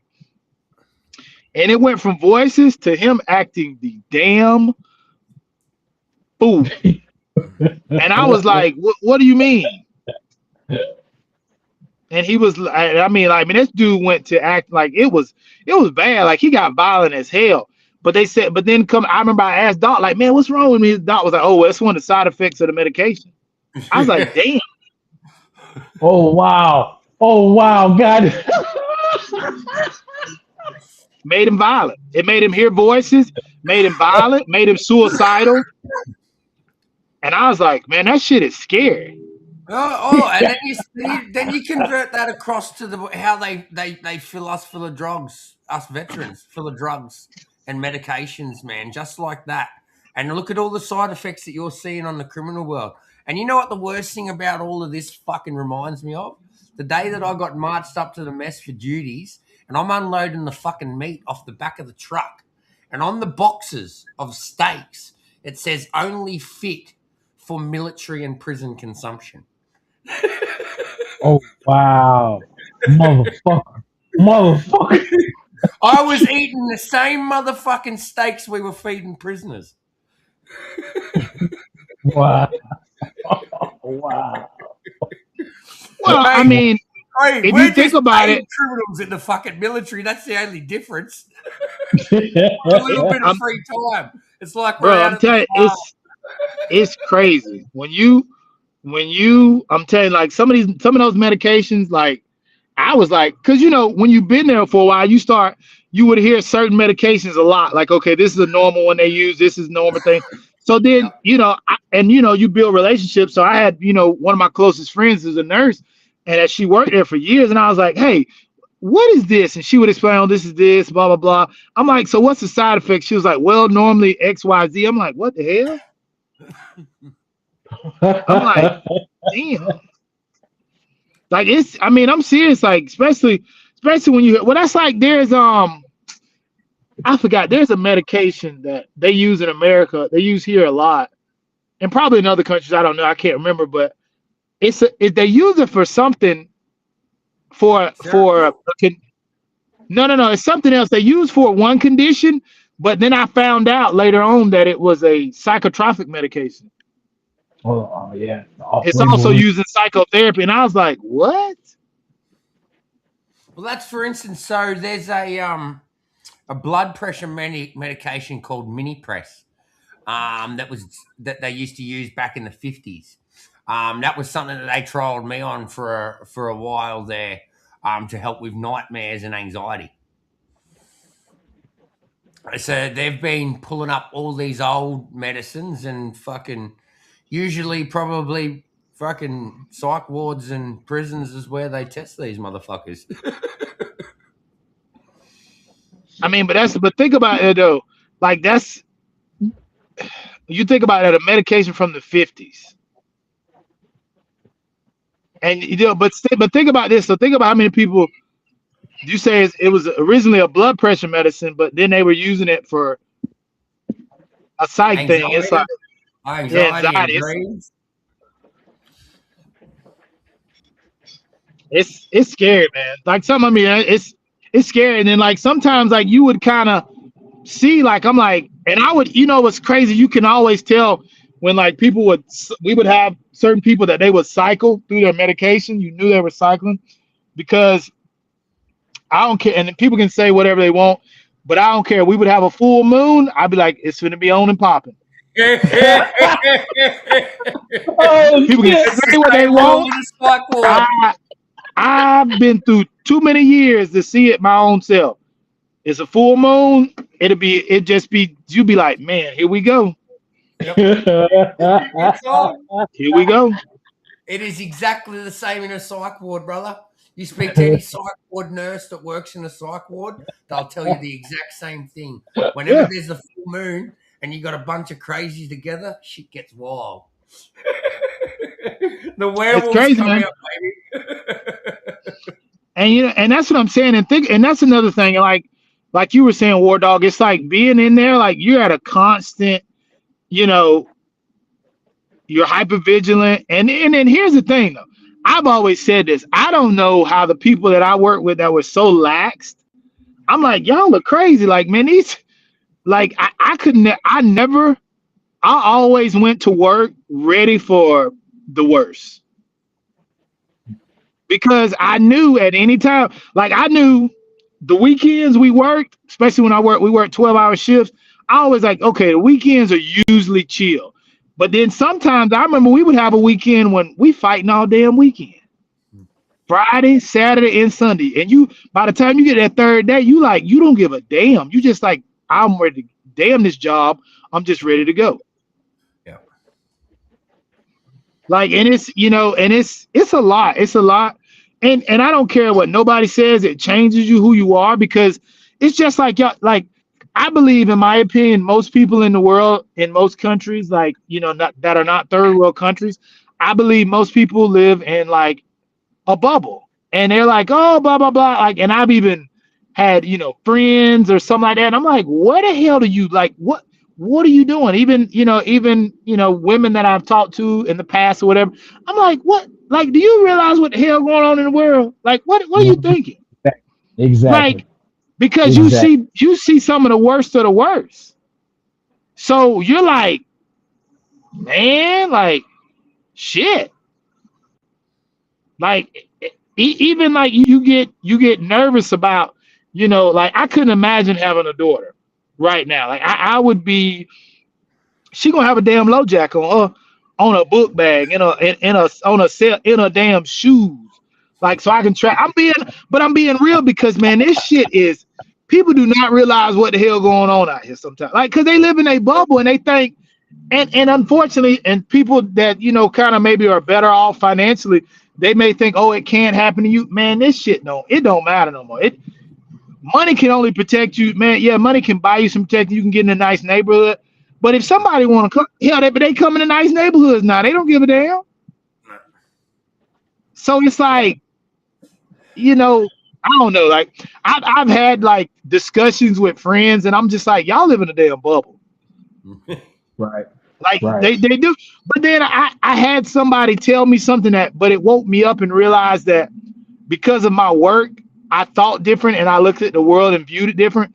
Was when a friend of mine told me, he said, well, listen, like, I get what you're saying, and you're not wrong, but some people don't want to know. They want to live in their bubble. And I said, you know what? I never thought about it like that. So it was a different thought process and a different way of looking at it. And I was like, okay, yeah, you're right. Some people want to be in the bubble. And yeah, it is what it is. Yeah. And I think for us that don't want to be in the bubble, our biggest problem is allowing those that don't want to leave the bubble to be in the bubble. Not, I found myself as I was leaving the bubble trying to bring everyone with me, and it was causing divide. Now I'm quite happy to leave those people that want to stay in their bubble alone. I know what conversations I can and can't have with them. Yeah, and you know what? And I think that's like in a good part of like growing, like, and having emotional maturity and understand, like, hey, there's conversations with certain people I am not finna have, because I know they won't understand, because they've never felt that. They've never felt like, man, I gotta be a different person so I can survive this. Like, or like, I'm probably gonna have to fight all day today, or whatever it may be, or I'm around like evil ass people. Like, I'm just around some evil. I have met some really evil people. Touch on that, but like you were talking about being locked inside those walls. Environment is such a huge part of our being as self. And when you're spending that much time in an environment that only breeds negativity, whether you want to or not, how much time do you take good time after leaving a prison to go out and enjoy yourself? You don't. You're too tired, too worried about getting up the next day, or you're going home to drink away the fucking day so you don't have to think about it, so you get a decent night's rest. Yep. And I had guys that I work with, and females too, had drinking problems and stuff like that. And I knew people that I personally work with that, they had some pill problems and stuff like that, or they was dealing with their own mental health, struggling too because of life and other things. And it's people really don't realize. That's why I always tell people, like, if I could do it over again, ain't no way in hell I would go in corrections. No way. No, like, I'm being honest. No, I would not. Knowing what I know now, I met some great people, and I'm very grateful and thankful for the lessons, the life lessons and stuff like that. And but looking back at it now, hell no. That's like, if I had a kid right now and they were like, "Hey, Pops, I want to go to corrections." Hell no, I want to go in law enforcement. Hell no. I tell them, you want to do it? Wait till you're 25, 27. If you want to do it, then great, go ahead. But live, learn, grow. Because, when I think about it, like, I grew up in prison and like facilities and in the criminal justice world, mental health. Like, I literally, my first mental health job was when I was 19. So think about that. From 19, I had transitions. I grew up in that shit. Like, I literally, like, some of the people that I worked with were like way older than me. And they were kind of like big brothers and aunts and uncles and like grandmas, like, to me. Like, I literally was raised up in that shit. So like my outlook on it is very different from a lot of people that may come into it. Maybe they're 24, 25, or maybe they've done this and done that. I'm like, no, I grew up in that shit. Exactly. Larry's bought that shit. Bought that shit. Dude, no. Larry don't want to go back to that shit. So, I mean, that's what I meant. That's what I'm just saying. Back then. Yeah. I don't want to go back to that shit. No. Hey, and like I said, no. Say what you got to say, brother. I've always wanted your opinion on what one of these first few episodes from Prison Grind. All right, it's from an inmate named Ronnie P, who was talking about Florida black prison gang life situation. All right, I've always wanted your opinion on it. Here it is. You gotta keep your head on swivel. You gotta keep it on swivel, man. You gotta keep it on swivel. They ain't gonna tell them back up at you for any reason. They on this some people don't real have it too, man. They boys are going crazy, man. There's a lot of gang members, man. It ain't what it is, bro. You feel me? Hey, what you got to say on the Florida gang life and Florida prison gang life in 2026? What it look like? Man, it look like our black race is going down now, man. By the time they get through the next 5 years, we might not even have a race, man. According to the highest gang thing movement, man. Because not only they riding against other gangs, they're riding against themselves, black on black, bro. It's getting real bad, man. And the institutions ain't doing nothing about it, bro. You understand me? And you've been to camps, you've been to facilities all around the state, right? No. I've been to 5, 6 different other facilities. I did 11 and a half years at Graceville. We had gang members there, but it wasn't this bad as it is now. These 2,000 babies owned up, man. They tearing up, they terrorizing everything. You understand me? And now you also got the UF, that's a white gang, the area next to they're a branch off the area next to they ain't nothing but a branch off the KKK. You understand me? And they speaking crazy too. The Spanish boys, they crazy. Everything is still stupid in the chain gang down there. You understand me? They don't know. The thing is, they really don't know what to do with them. You feel me? So I do want to. So that UF he's talking about is the Unforgiven. They pretty ruthless. They're a pretty ruthless gang. And then he's not lying though. These younger generations, like, they're taking over the prison systems. Like, these young guys are rough.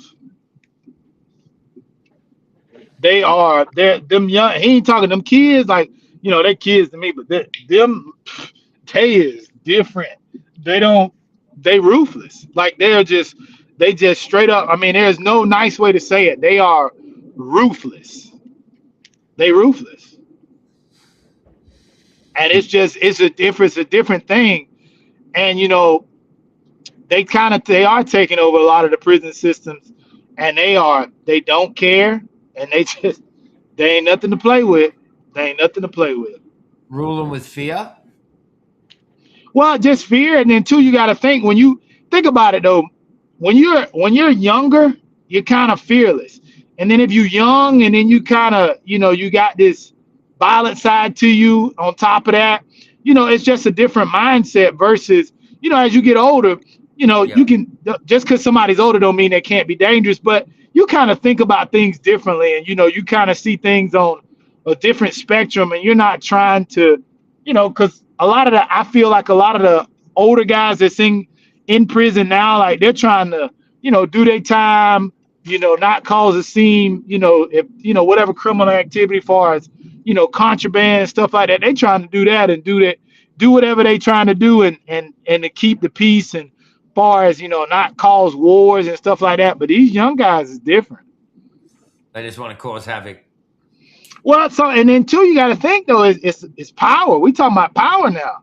Yeah, that's because power's it's a fueling thing, especially when you're talking about in the prison system. You're talking about people, gaining power and and control and they trying to just run stuff.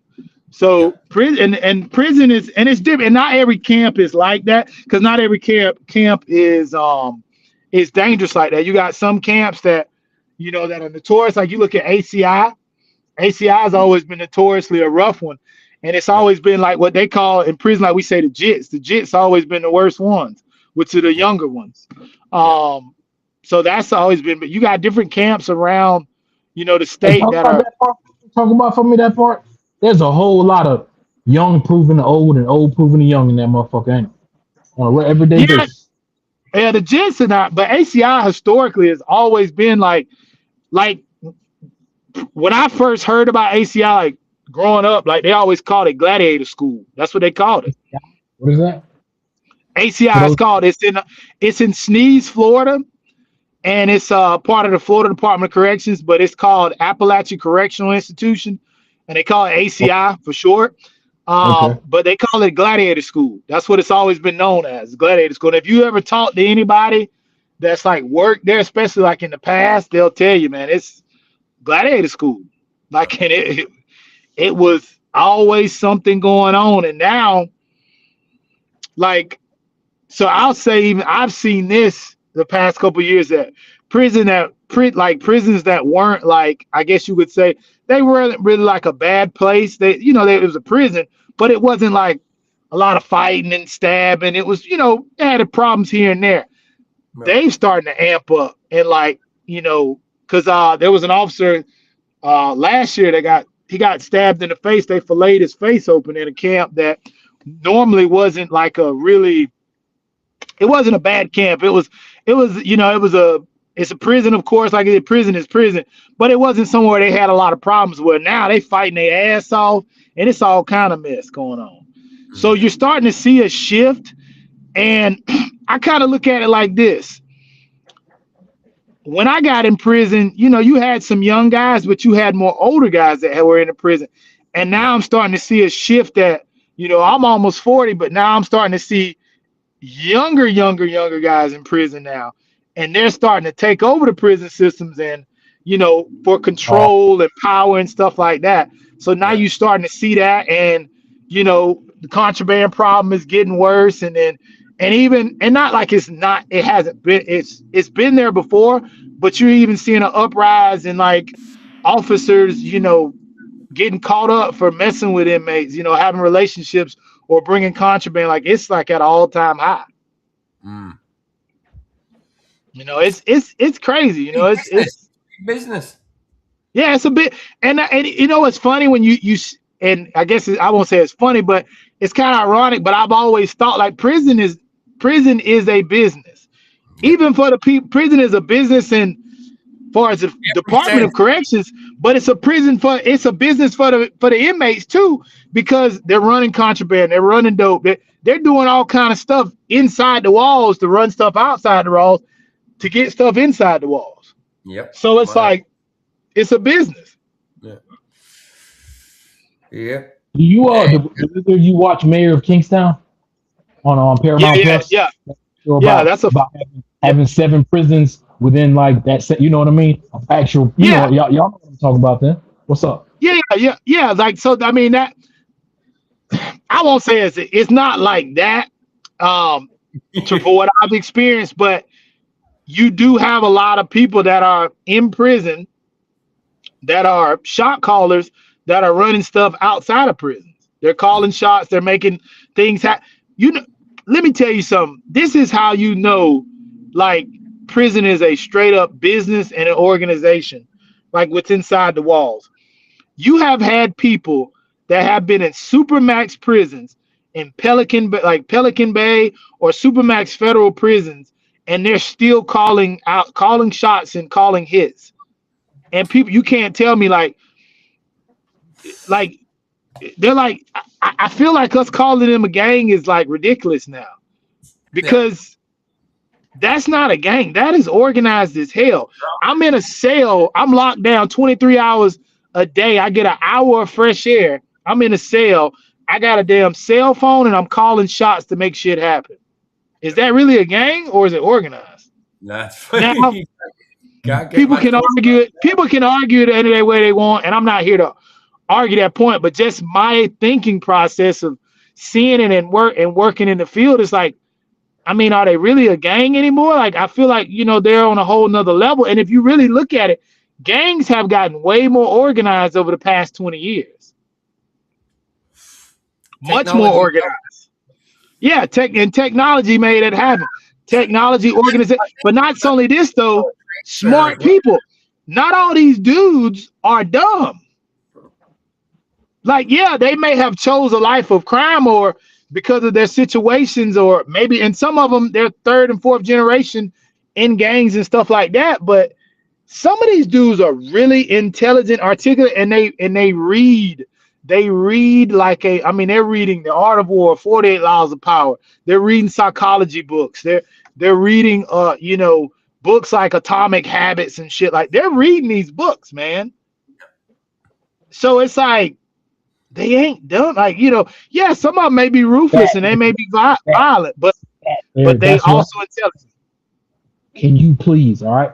This is something that touches my heart, my soul right here. All right. Talk about what you just said. The mental strength that you see in these men, even though they're behind them walls, but mentally, bro, what you said, that knowledge, those books, like mentally, have not given up on them still being, whatever they feel they are in their mind. So talk about the mental strength, all right, please, of not committing suicide, dealing with these gangs, ins, outs, laws, state, lawyers, bro. Well, I mean, if you look at it, like, and we're just more so talking about like gangs right now, but if you look at some of these gangs, as they like to call them and stuff like that, I feel like they're more organizations than anything now, the way they're doing things. But like, if you look at some of them they have a code of conduct, they have bylaws, they have all these things. And I can't think exactly. I got it in some of my and this stuff. Is shit you see during contraband and cell searches and shit, right? You see these bylaws and the signs and they've been found and stuff like that, because you have, like, in the Florida Department of Corrections, you got what's called an STG, and they deal with like the gangs and stuff like that. I think in the federal prison they're called SIS, if I'm pretty sure I'm right, SIS, and they deal with like the gangs and stuff like that and investigations. But you have some of these gangs that have literally, I forgot who it was, but they literally they use the Code of the Samurai to structure their whole gang. Now let's think about that. The Code of the Samurai, they use the book, the Code of the Samurai. I think they use they use most of the Code of the Samurai, and I guess some of the Book of Five Rings, they probably, because there's some stuff in there too. But the Code of the Samurai is how they kind of developed their structure and stuff like that. Now think about that now. Yeah, now, and here's the thing. I heard there's a podcast I listened to the other day, and I literally, it was an accident, I found it. But the guy said something that was he's changed his life. He's trying to help people. But he told him that when he was 11 years old, he had an OG a big homie that took him and basically groomed him and taught him everything and told him, no.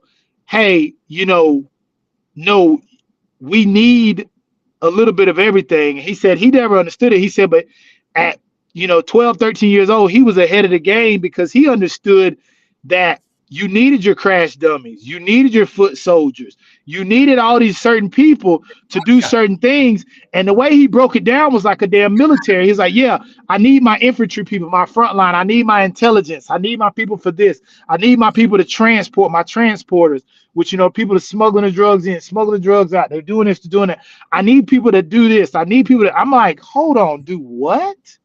And he's like, yeah, like we need some people that they crash dummies. Like, we know they're gonna die, but we need them because we gotta run the game. I'm gonna find it. I'm gonna find the clip and I'm gonna send it to y'all. But I'm listening to this and I'm like, damn. Like, think about that. Like, this guy is telling you at 11 years old, he already had a big homie that like took him under and treated him like a son and is teaching him this already. So it's like, I'm just like, dang. So it shows the goal. Gangs and stuff, the gangs of the past to me are gone. Like, what we have now is on a whole different level. Like, and it's just different. It's just a whole different level. And I think that, and I'm not, because I'm not in some of these meetings and conversations, but I feel like sometimes that's not being talked about, especially at the academy level, explaining to them like, hey, listen, the gangs of the past of what you see on, on Nat Geo and all those old school documentaries. Yeah, a lot of that information is still good, but like we need, like it's changed. They like, some of these gangs are like on steroids now. Like they're because of technology. Like, cause there was this thing, a buddy of mine. What education? Education is education, like constantly educate. Knowledge is power. The old saying, knowledge is power. And this younger generation having access to a world of knowledge, not just from the hood anymore. They can study Marcus Aurelius.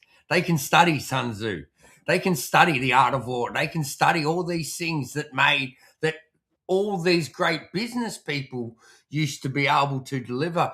And look, having been both sides, played the games on the other sides, and now playing big business, there is no difference to the game. There's just a different set of rules.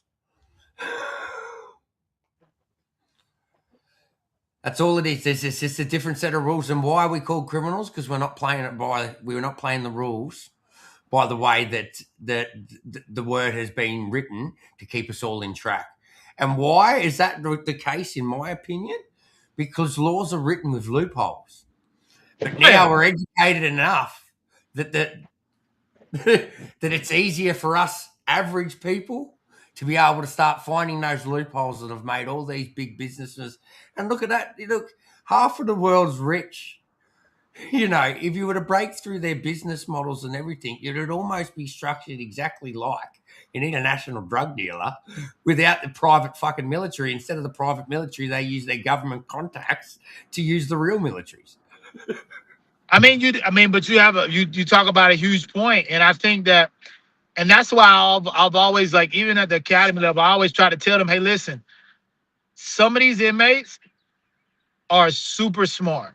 Like, don't think because they're in a jumpsuit and they're in a uniform or whatever in a prison that they're less intelligent than you. Because some of these people, like, I met one of the best one. There was a guy I met years ago when I first started prison. I promise you, if somebody would have took him, gave him a canvas, he'd probably be a multimillionaire right now. Yeah. I met guys that were super smart. Hell, I met guys that made tattoo guns and all this stuff. You're like, damn, like you in the prison making this stuff? Like, so it's like, so think about that. And here's the thing though. What do they have the most of? They got nothing but time. Time. And to figure it out. And a strong mind. Yeah. And then the ones that really that really like focus on, reading and building the mind and stuff like that, they get that. Now, if they want, let's say if they can really handle themselves and they tough they grew up hard, and they grew up in the system, and they got that savage mindset when they need it. Now they're strengthening their mind and they're intelligent. What else can they, for bad, can they do? I mean, if they want to. I mean, so, and I think that's the thing, we don't like to talk about it, but when I was in academy level, I remember I had a student tell me, he said, Instructor Long, you're a little different. I said, what do you mean? He's like, because you tell us the absolute truth, you don't lie, you don't sugarcoat, and you make sure we know like what's really going on.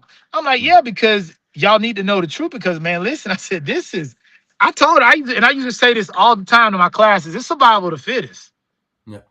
Not just for them, but for us too. Like, you go, I used to tell them, now you go yapping and talking crazy to these inmates, and you can't handle yourself, well, and you bark up and you okay now.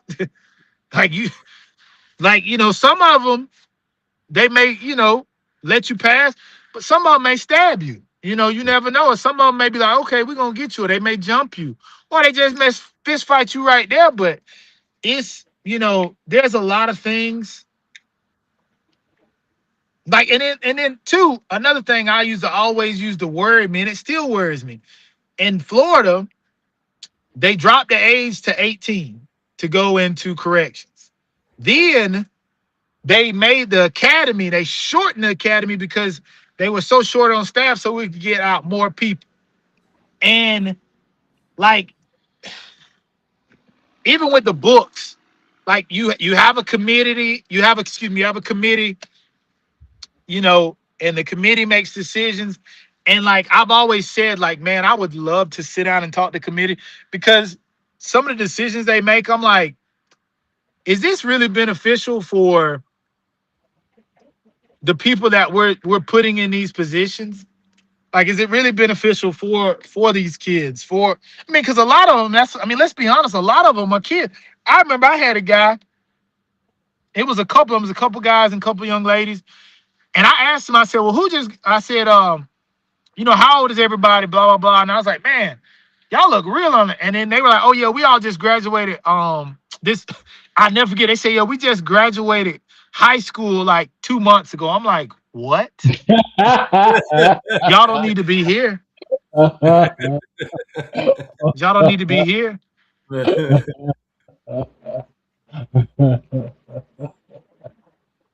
Hey, I mean, hold on. Can I say something about that? Can I say something about that? All right. Because real shit, how it went for me, all right, I believe. I know how we all know how life works. Everyone assumes the young are dumb, weak, so on, so forth, right? I'm the kind of guy I've always felt the opposite. That if a young motherfucker's competent, hungry, knows what they want, and goes out there to get it, all right? Sometimes I feel that age is not always a deterrent in that way. I'm only saying it in my shoes. Graduated high school with honors, 4.0. 2 weeks later, I hit boot camp, Marines. All right. Become a Marine. A few months later, become a Marine grunt, Fisher rifleman, right? Hell, within 6 months after leaving high school, all right, I'm leaving the United States at 18, a paid U.S. Marine saw gunner, machine gunner at 18, already certified, carrying bigger guns than the police and SWAT teams. I left the country right then at 18 for Iraq. Next month, turn 19. Next month, we go into Iraq. All right. So you see how sometimes I respect the young motherfucker. I'm just saying that. Oh, yeah. No. I 100% agree with you. I don't think age. I think if you have the maturity level and the confidence and in yourself, and you really want this, I think you can be fine, but there's something to be said about life experience. You damn right. Yeah, you damn right. And look, the difference is, going through the military, you get trained into an environment to do good. These young blokes that are coming up and running these gangs, they've got all these smarts, but they've been taught and put in an environment to do it for bad things.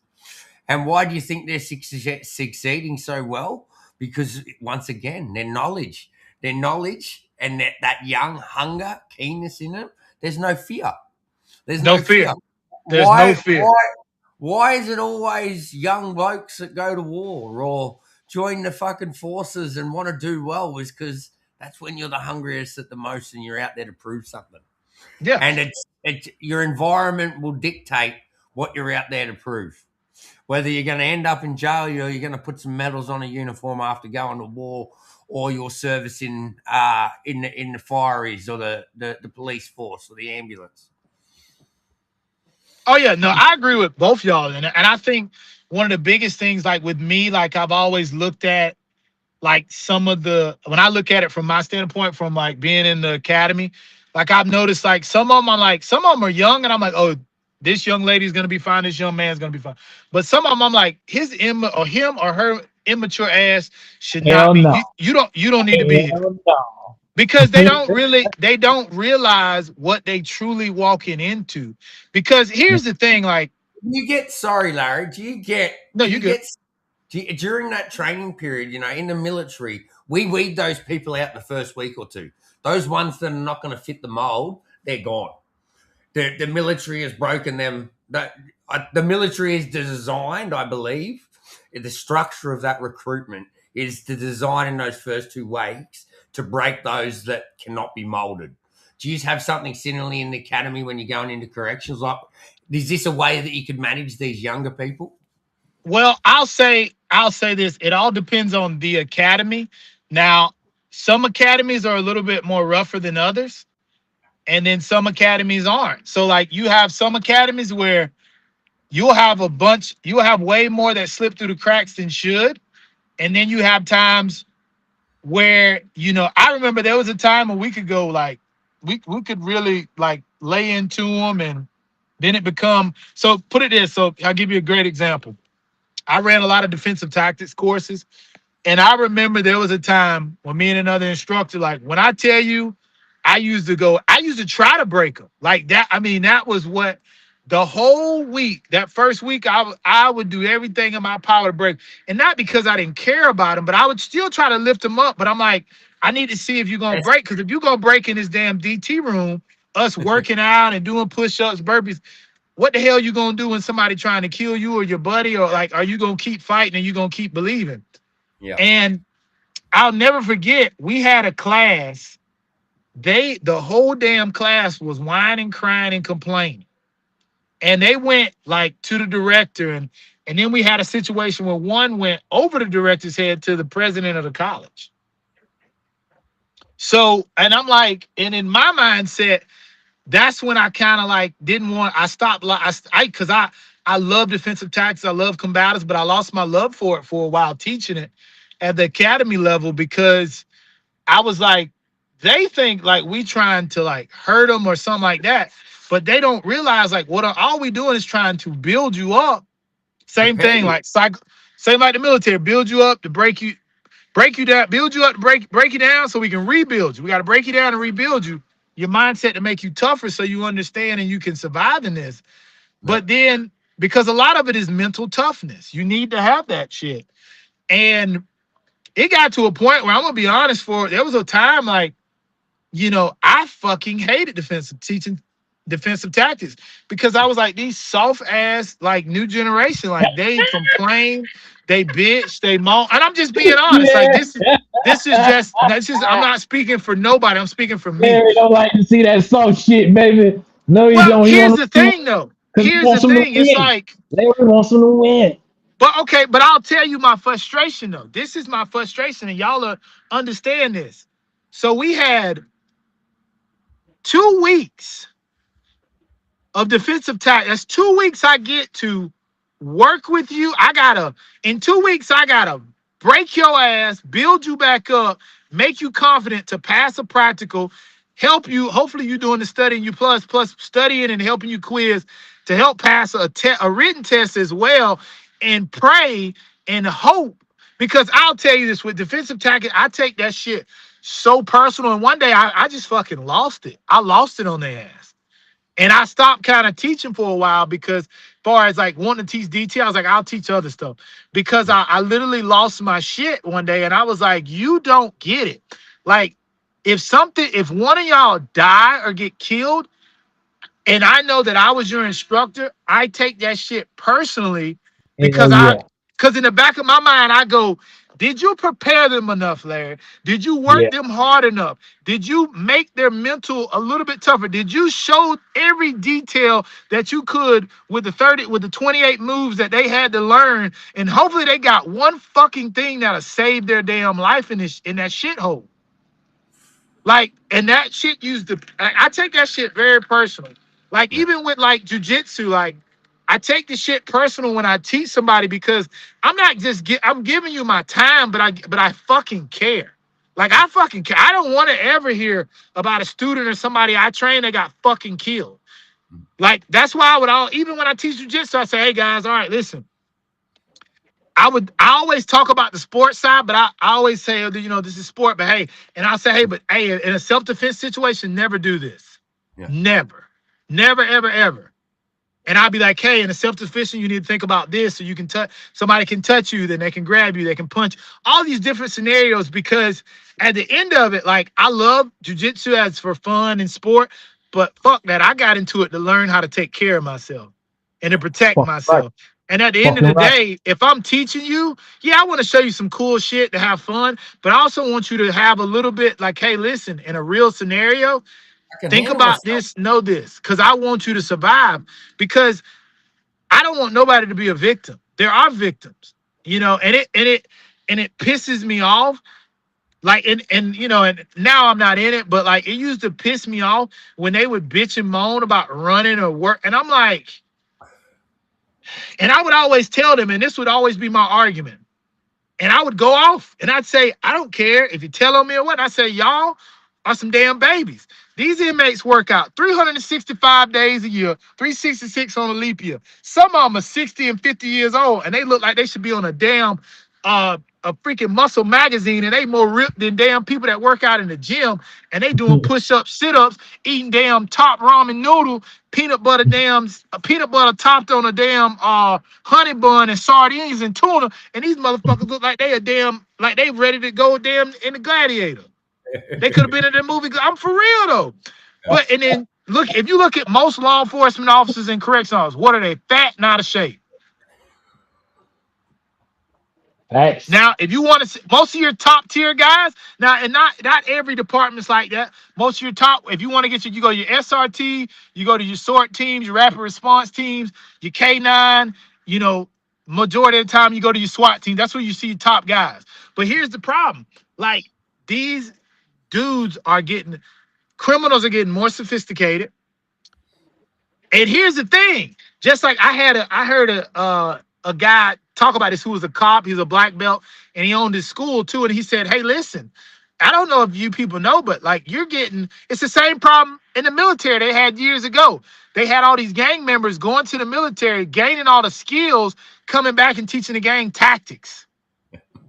You see the same thing down there in the cartels. You got the former Colombian Special Forces teaching the cartel tactics and shit like that. The cartels are running drones and counterterrorism.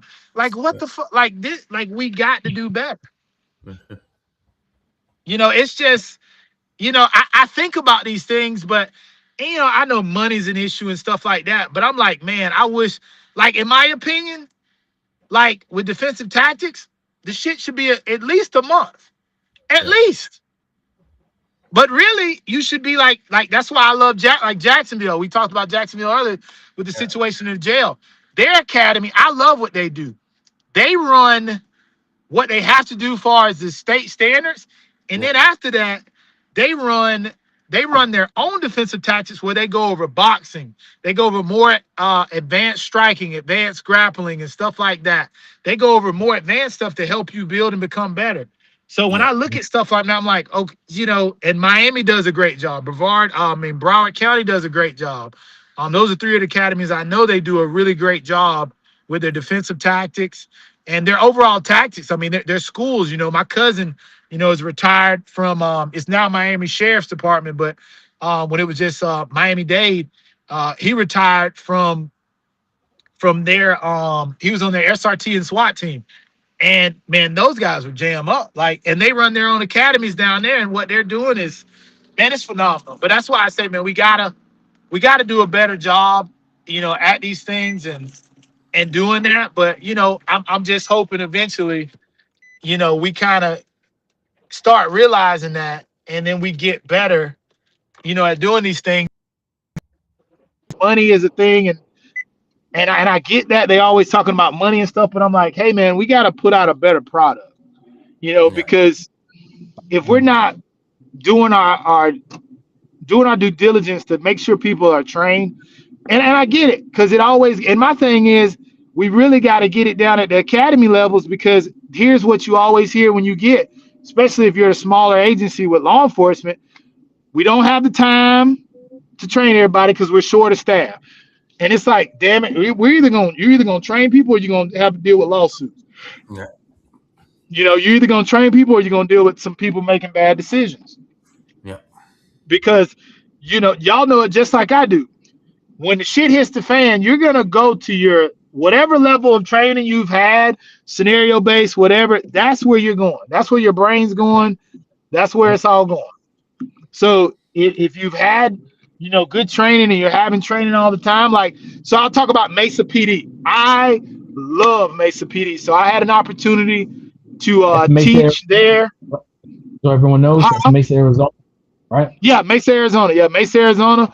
Mesa PD. I've had an opportunity to train, you know, some of those guys and work over there. And, you know, I was almost had a job over there, but we just couldn't, you know, we couldn't come, you know, the money wasn't right for me to make that huge move. But when I tell you what they have going on is beautiful. Like, they're the chief of police. Now, this is where I said, okay, this is different. They have scenario-based training. They have own shift training where they can either, for an hour, you can either train, you can do like combatives, or you can, at certain times, you can go to the range, you can go to combatives, or you can go lift on shift. It's a part of your shift, right? What? So, and they give, yes, they have incentives. But not only that, though, they have multiple black belts. They have multiple instructors.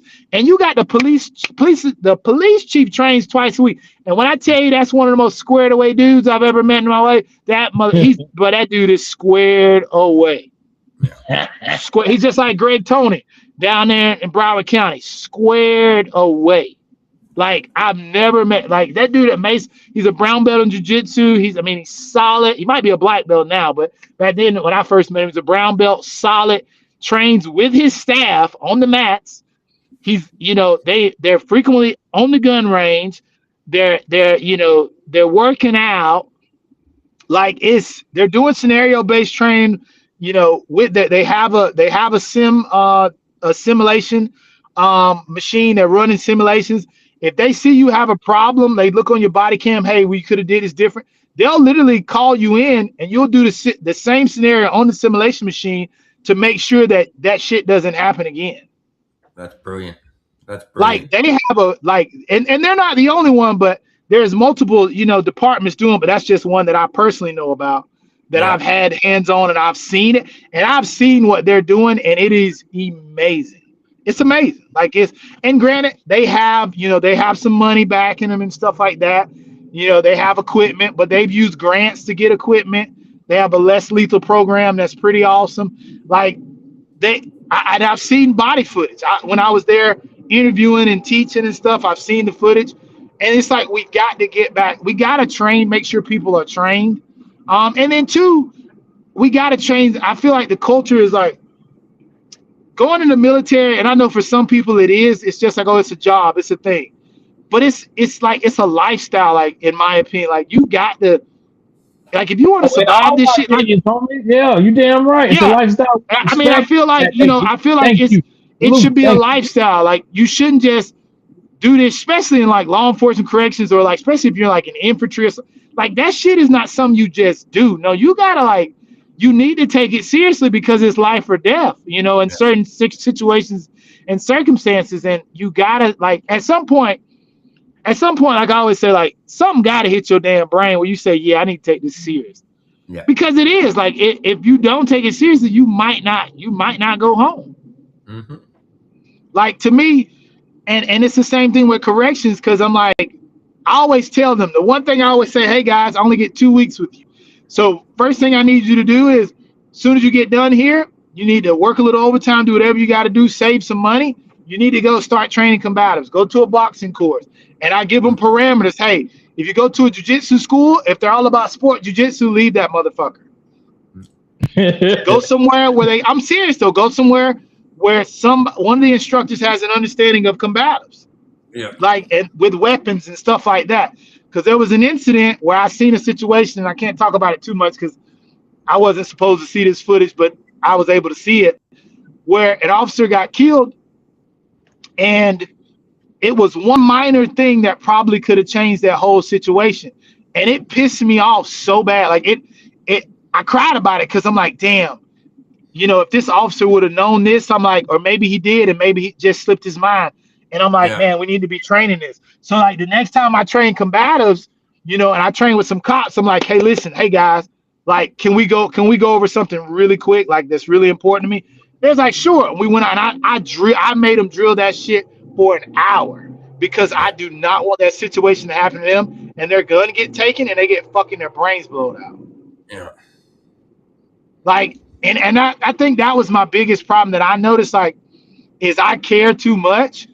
And that's why I noticed, like, there's certain things, like, in the field, like, I can't be a part of because I care so much. And when I get around people that don't care, like, it pisses me off. Like, it pisses. Now, that shit, you want to get my blood boiling? That shit will get my blood boiling because, like, training is the only way that we can combat.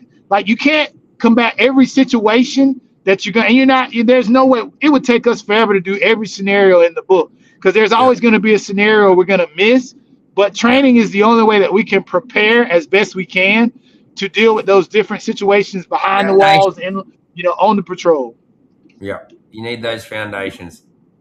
Yeah, you need those foundations, you know. And you know, and y'all know this, the worst time to fucking learn something is like while you're in it. You know, if you've never felt that adrenaline rush or your ass ain't never been hit, you like, shit, you don't want to figure it out. Why it's happening? I'm being sick, but dude, you can't. Dude, I'm telling you.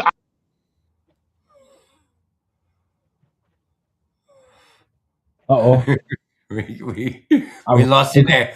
I'm just thinking about to figure it out. Bro, it is not. Like, that is, it's just not what you want to do. And it's a scary thing when people don't get that. Like, you do not want to figure it out. That's the wrong place to be like, oh, I got to figure this out. Hell no, you better have dealt with some adversity and had to fight a little bit because that's a scary place to be. Especially think about on the side of the road or in a man, hell no. Hold on, Larry, your screen froze. Hello? Can you hear me? Oh shit. Yeah, we still hear you fine. It's just the screen froze. That's all. There you go. Hey, this has been an amazing episode. I'm about to bring Larry right back. Tomo, I would like to end on a statement, bro, that has been ringing in my head these last couple of weeks, bro. Yeah. As soon as we get, all right, Larry, here's Larry back. All right. Hey, Larry. Larry, you still froze. Can you hear us though? All right. We'll wait for him to come back. Yeah. Let me tell you, Larry, if you can hear us, come drop out and come back in for us. Tomo, I had this mindset ringing in my mind these last 2 weeks, dog, and it applies especially, you know, with this episode and Larry saying everything he is. It hit me that as military men, and especially as fucking sergeants, bro, the nature of a sergeant, we don't ask for respect from people. We fucking take it. You ever thought about that, dog? We don't ask for our flowers. We fucking take them. Have you ever thought about that, homie? Huh? Have you ever thought about that? Seriously, Tomo? Not, man. That's what. Oh, Larry, you there? You hear us? There? It's all right. We'll come back. There you go. Okay. All right. Larry, if it's okay with you, bro, I would like us to end on this one statement that's been ringing in my mind. All right. And it applies in corrections, in prison grind. And I just would like to end because this has been an amazing episode. We've gone over so much, man. I just want to end on this one thought that's been ringing in me, okay? As military men, right? especially as sergeants, right? I do not know what it's like to ask somebody as a sergeant to respect me or respect my rank because we motherfucking take it. You ever thought about that, right? The nature of being a sergeant, you do not ask people to give you your flowers. We motherfucking take them. You ever thought about that, homie? Huh? I don't care if that's at the military, corrections, assault. Have you ever thought about the nature, man? And that's probably why I have a motherfucking problem socially, right? Because I have never had to think, will you accept this or will you respect my dope? No, will you respect? No, I've never had that mindset. I know it applies to both of you and you both see it, understand it, and you know what I mean? But it just, I don't know, it's been dawning on me these last 2 weeks real hard. And I'd like to end this episode 5 of Prison Grind with this, bro, that some of us in this world don't know what it's like to ask motherfuckers to respect us because we don't ask by the nature of who the fuck we are. We take our goddamn respect. Huh? Think about it. As an instructor, as a leader, as a fucking whatever. When they come in front of you, you don't ask them respect my dope, respect my... No, fuck that. We take it. We take that respect from them. We take our flowers, right? And man, I know y'all can feel that shit. I just like to really end on that, man, because I know I ain't the only one that ever motherfucking had that. You know, y'all know where I'm coming from, man. I'm crazy as hell, but y'all know what fucking talking. And we fucking love you for it, brother. Look, I didn't get the sergeant, motherfucker, so I don't get to fucking gloat about being a sergeant. Thank you very You much. know what I mean, dog. I never got fucking promoted because I got in too much fucking trouble.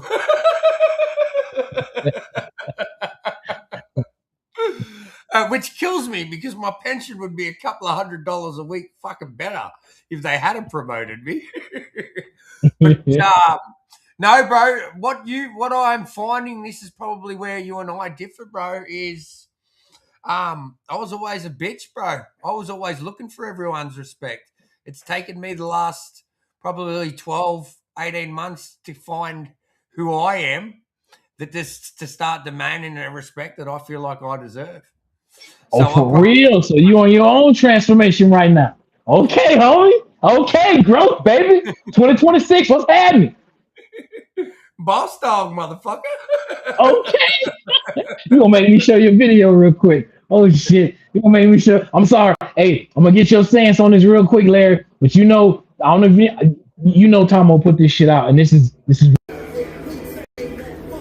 Yo, it's your favorite cracker from down under.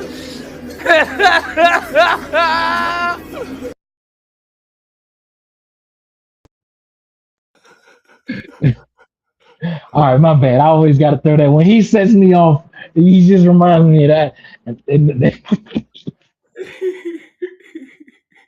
Oh, Larry, we can't hear you, bro. Larry's fucking speechless.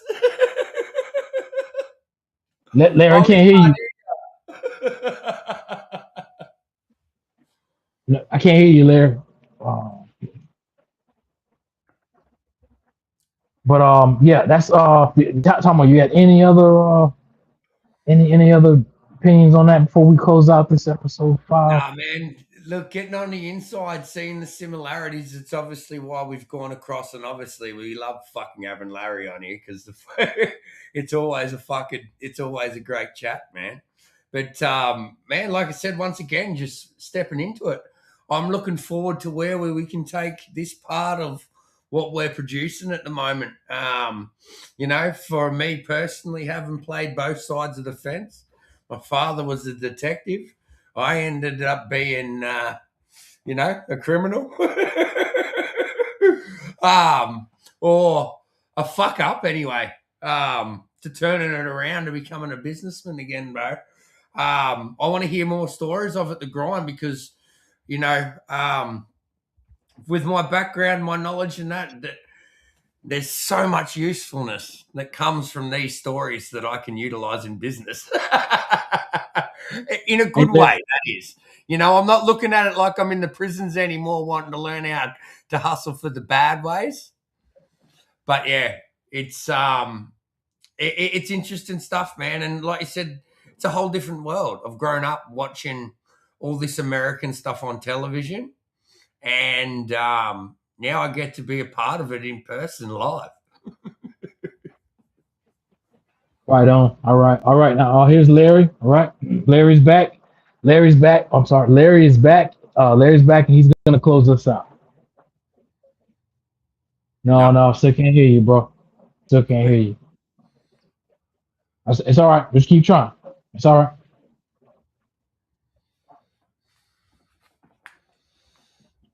Yeah, but this has been amazing, man. This has been amazing. I can't believe. To me, bro, I'm just excited, bro. We get a front row. I'm a front row motherfucker. You gotta understand that. So just like last night, I love to follow the guys that are there for these fugitives, and now talking to Larry, that there on the ground, front row, telling us like this. So, and this is just a taste, man. This is just a small taste of what Larry walks us through and explains. What's up, Larry? Yes, sir. Can you hear me? Yes. Okay, there we go. All right, Larry, close us out, please. Episode All right, 5, man. Your thoughts. Well, final thoughts is, man, listen, man, we live in an interesting world, and I'll tell you, it's kind of just us talking about this is bringing it back, because you go through stuff, and y'all know, you've been in the military, y'all guys been to war, and you start having these conversations, it starts bringing back all these different situations and things and and funny moments and sad moments and like crazy moments, and it's like, what it's like, man, it's like, yeah, sometimes I wish I would have had a camera the whole time. And then sometimes I'm like, no, I did need one, but it's sometimes I'm like, man, I don't need to remember that shit. yeah, some of the shit I don't need to remember. But, it just shows me like the resilience of like the mind and how the mind can, how the mind protects us from different things we've seen and, and how we forget things over time and, and then how just a conversation can spark up, bringing back all these other different memories and things that's happened. And it's like, man, this is crazy. And look, I hope that there's also some sort of therapy in it also. Yeah. Like you said, it's in a comfortable conversation. You're not, it's free flowing, and it doesn't feel like you're sitting across the room from a fucking doctor. And how does that make you feel? Yeah. Yeah. It is I'll tell you, it's very therapeutic. It's very therapeutic. And we get to use our humor this way, which you don't get to use in a therapy room when we're doing it with one another. That dark humor is a big coping mechanism for us, and being able to giggle and have a laugh about fucking terrible shit is how we deal with shit. It is. And, you really realize like how embedded in the culture of military, first responders and stuff and criminal justice office, like how, like it is embedded in our, in our culture. And I'll tell you who has worse, people think we have bad, like dark humor. Go hang out with a nurse. Yes. A bunch of nurses. I was married to one. They have their dark humor is, I'm serious. Like I have friends that are nurses, and I'm like, stayed with me for 12 years was because of our humor. Like, damn, it's on a whole nother level, man. Like it's literally on a whole nother level. I've never like them firefighters. I'm like, damn, EMTs. I'm like, Lord, no. I've heard them say stuff that's kind of like right on. made me uncomfortable. Like, right on. All right, ladies and gentlemen, if you cannot beat the $1 million game that this one episode has packed in it, okay? I mean, I'm just thinking right now to Larry talking about the guy that poked both his eyes out, guy that ate his heart. No, he pulled him. He didn't poke him. He pulled him out with his hands. See? You see what I'm saying? That's what I'm talking about. This episode alone, y'all, episode 5 right here, okay? Episode 5 of Prison Grind. If you guys can't see what we are doing here, what we're trying to bring you on Prison Grind, this episode alone, right? What Larry telling us, man. Please imagine what the rest of this year is going to bring, the kind of game and entertainment, real life insights behind the table, behind the walls, bringing you that front row exclusive experience. You know, just like I like to give it to you. Just like last night, I give you the front row guys on the Fugitives. Tonight, I give you the front row guy behind the walls. That's how we do it. It's 2026, Sergeant War Dog TV and Prison Grind. Now, forgive me, don't have a trailer set up yet for Prison Grind, but all 5 of the shows will have their own exclusive trailers coming up. So be on the lookout. Larry, Tomo, thank you both. Hey, remember, we got Tomo over in Australia right now. We got Larry in Florida. We got me in Florida. Everything we do is motherfucking international, bitch. It's international, boy. We over here, this team over here, this team is global. Global war veteran entertainment, and now global first responder entertainment is what we're about to add to it, homie. Thank you. Episode 5. Prison All Grind. right, guys. All love and respect as always. That's it, bro. Much love. All right, man. Y'all be safe. Salute.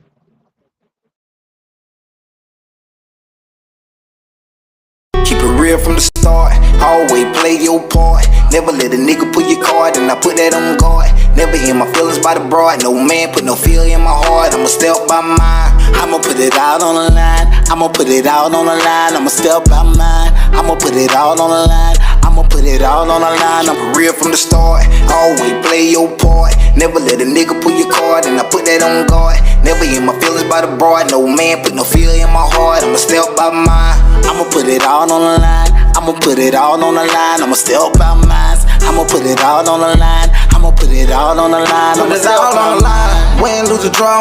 I'm on my mind. They gon' tell what I saw. Bitch, you get surgery. Cover up.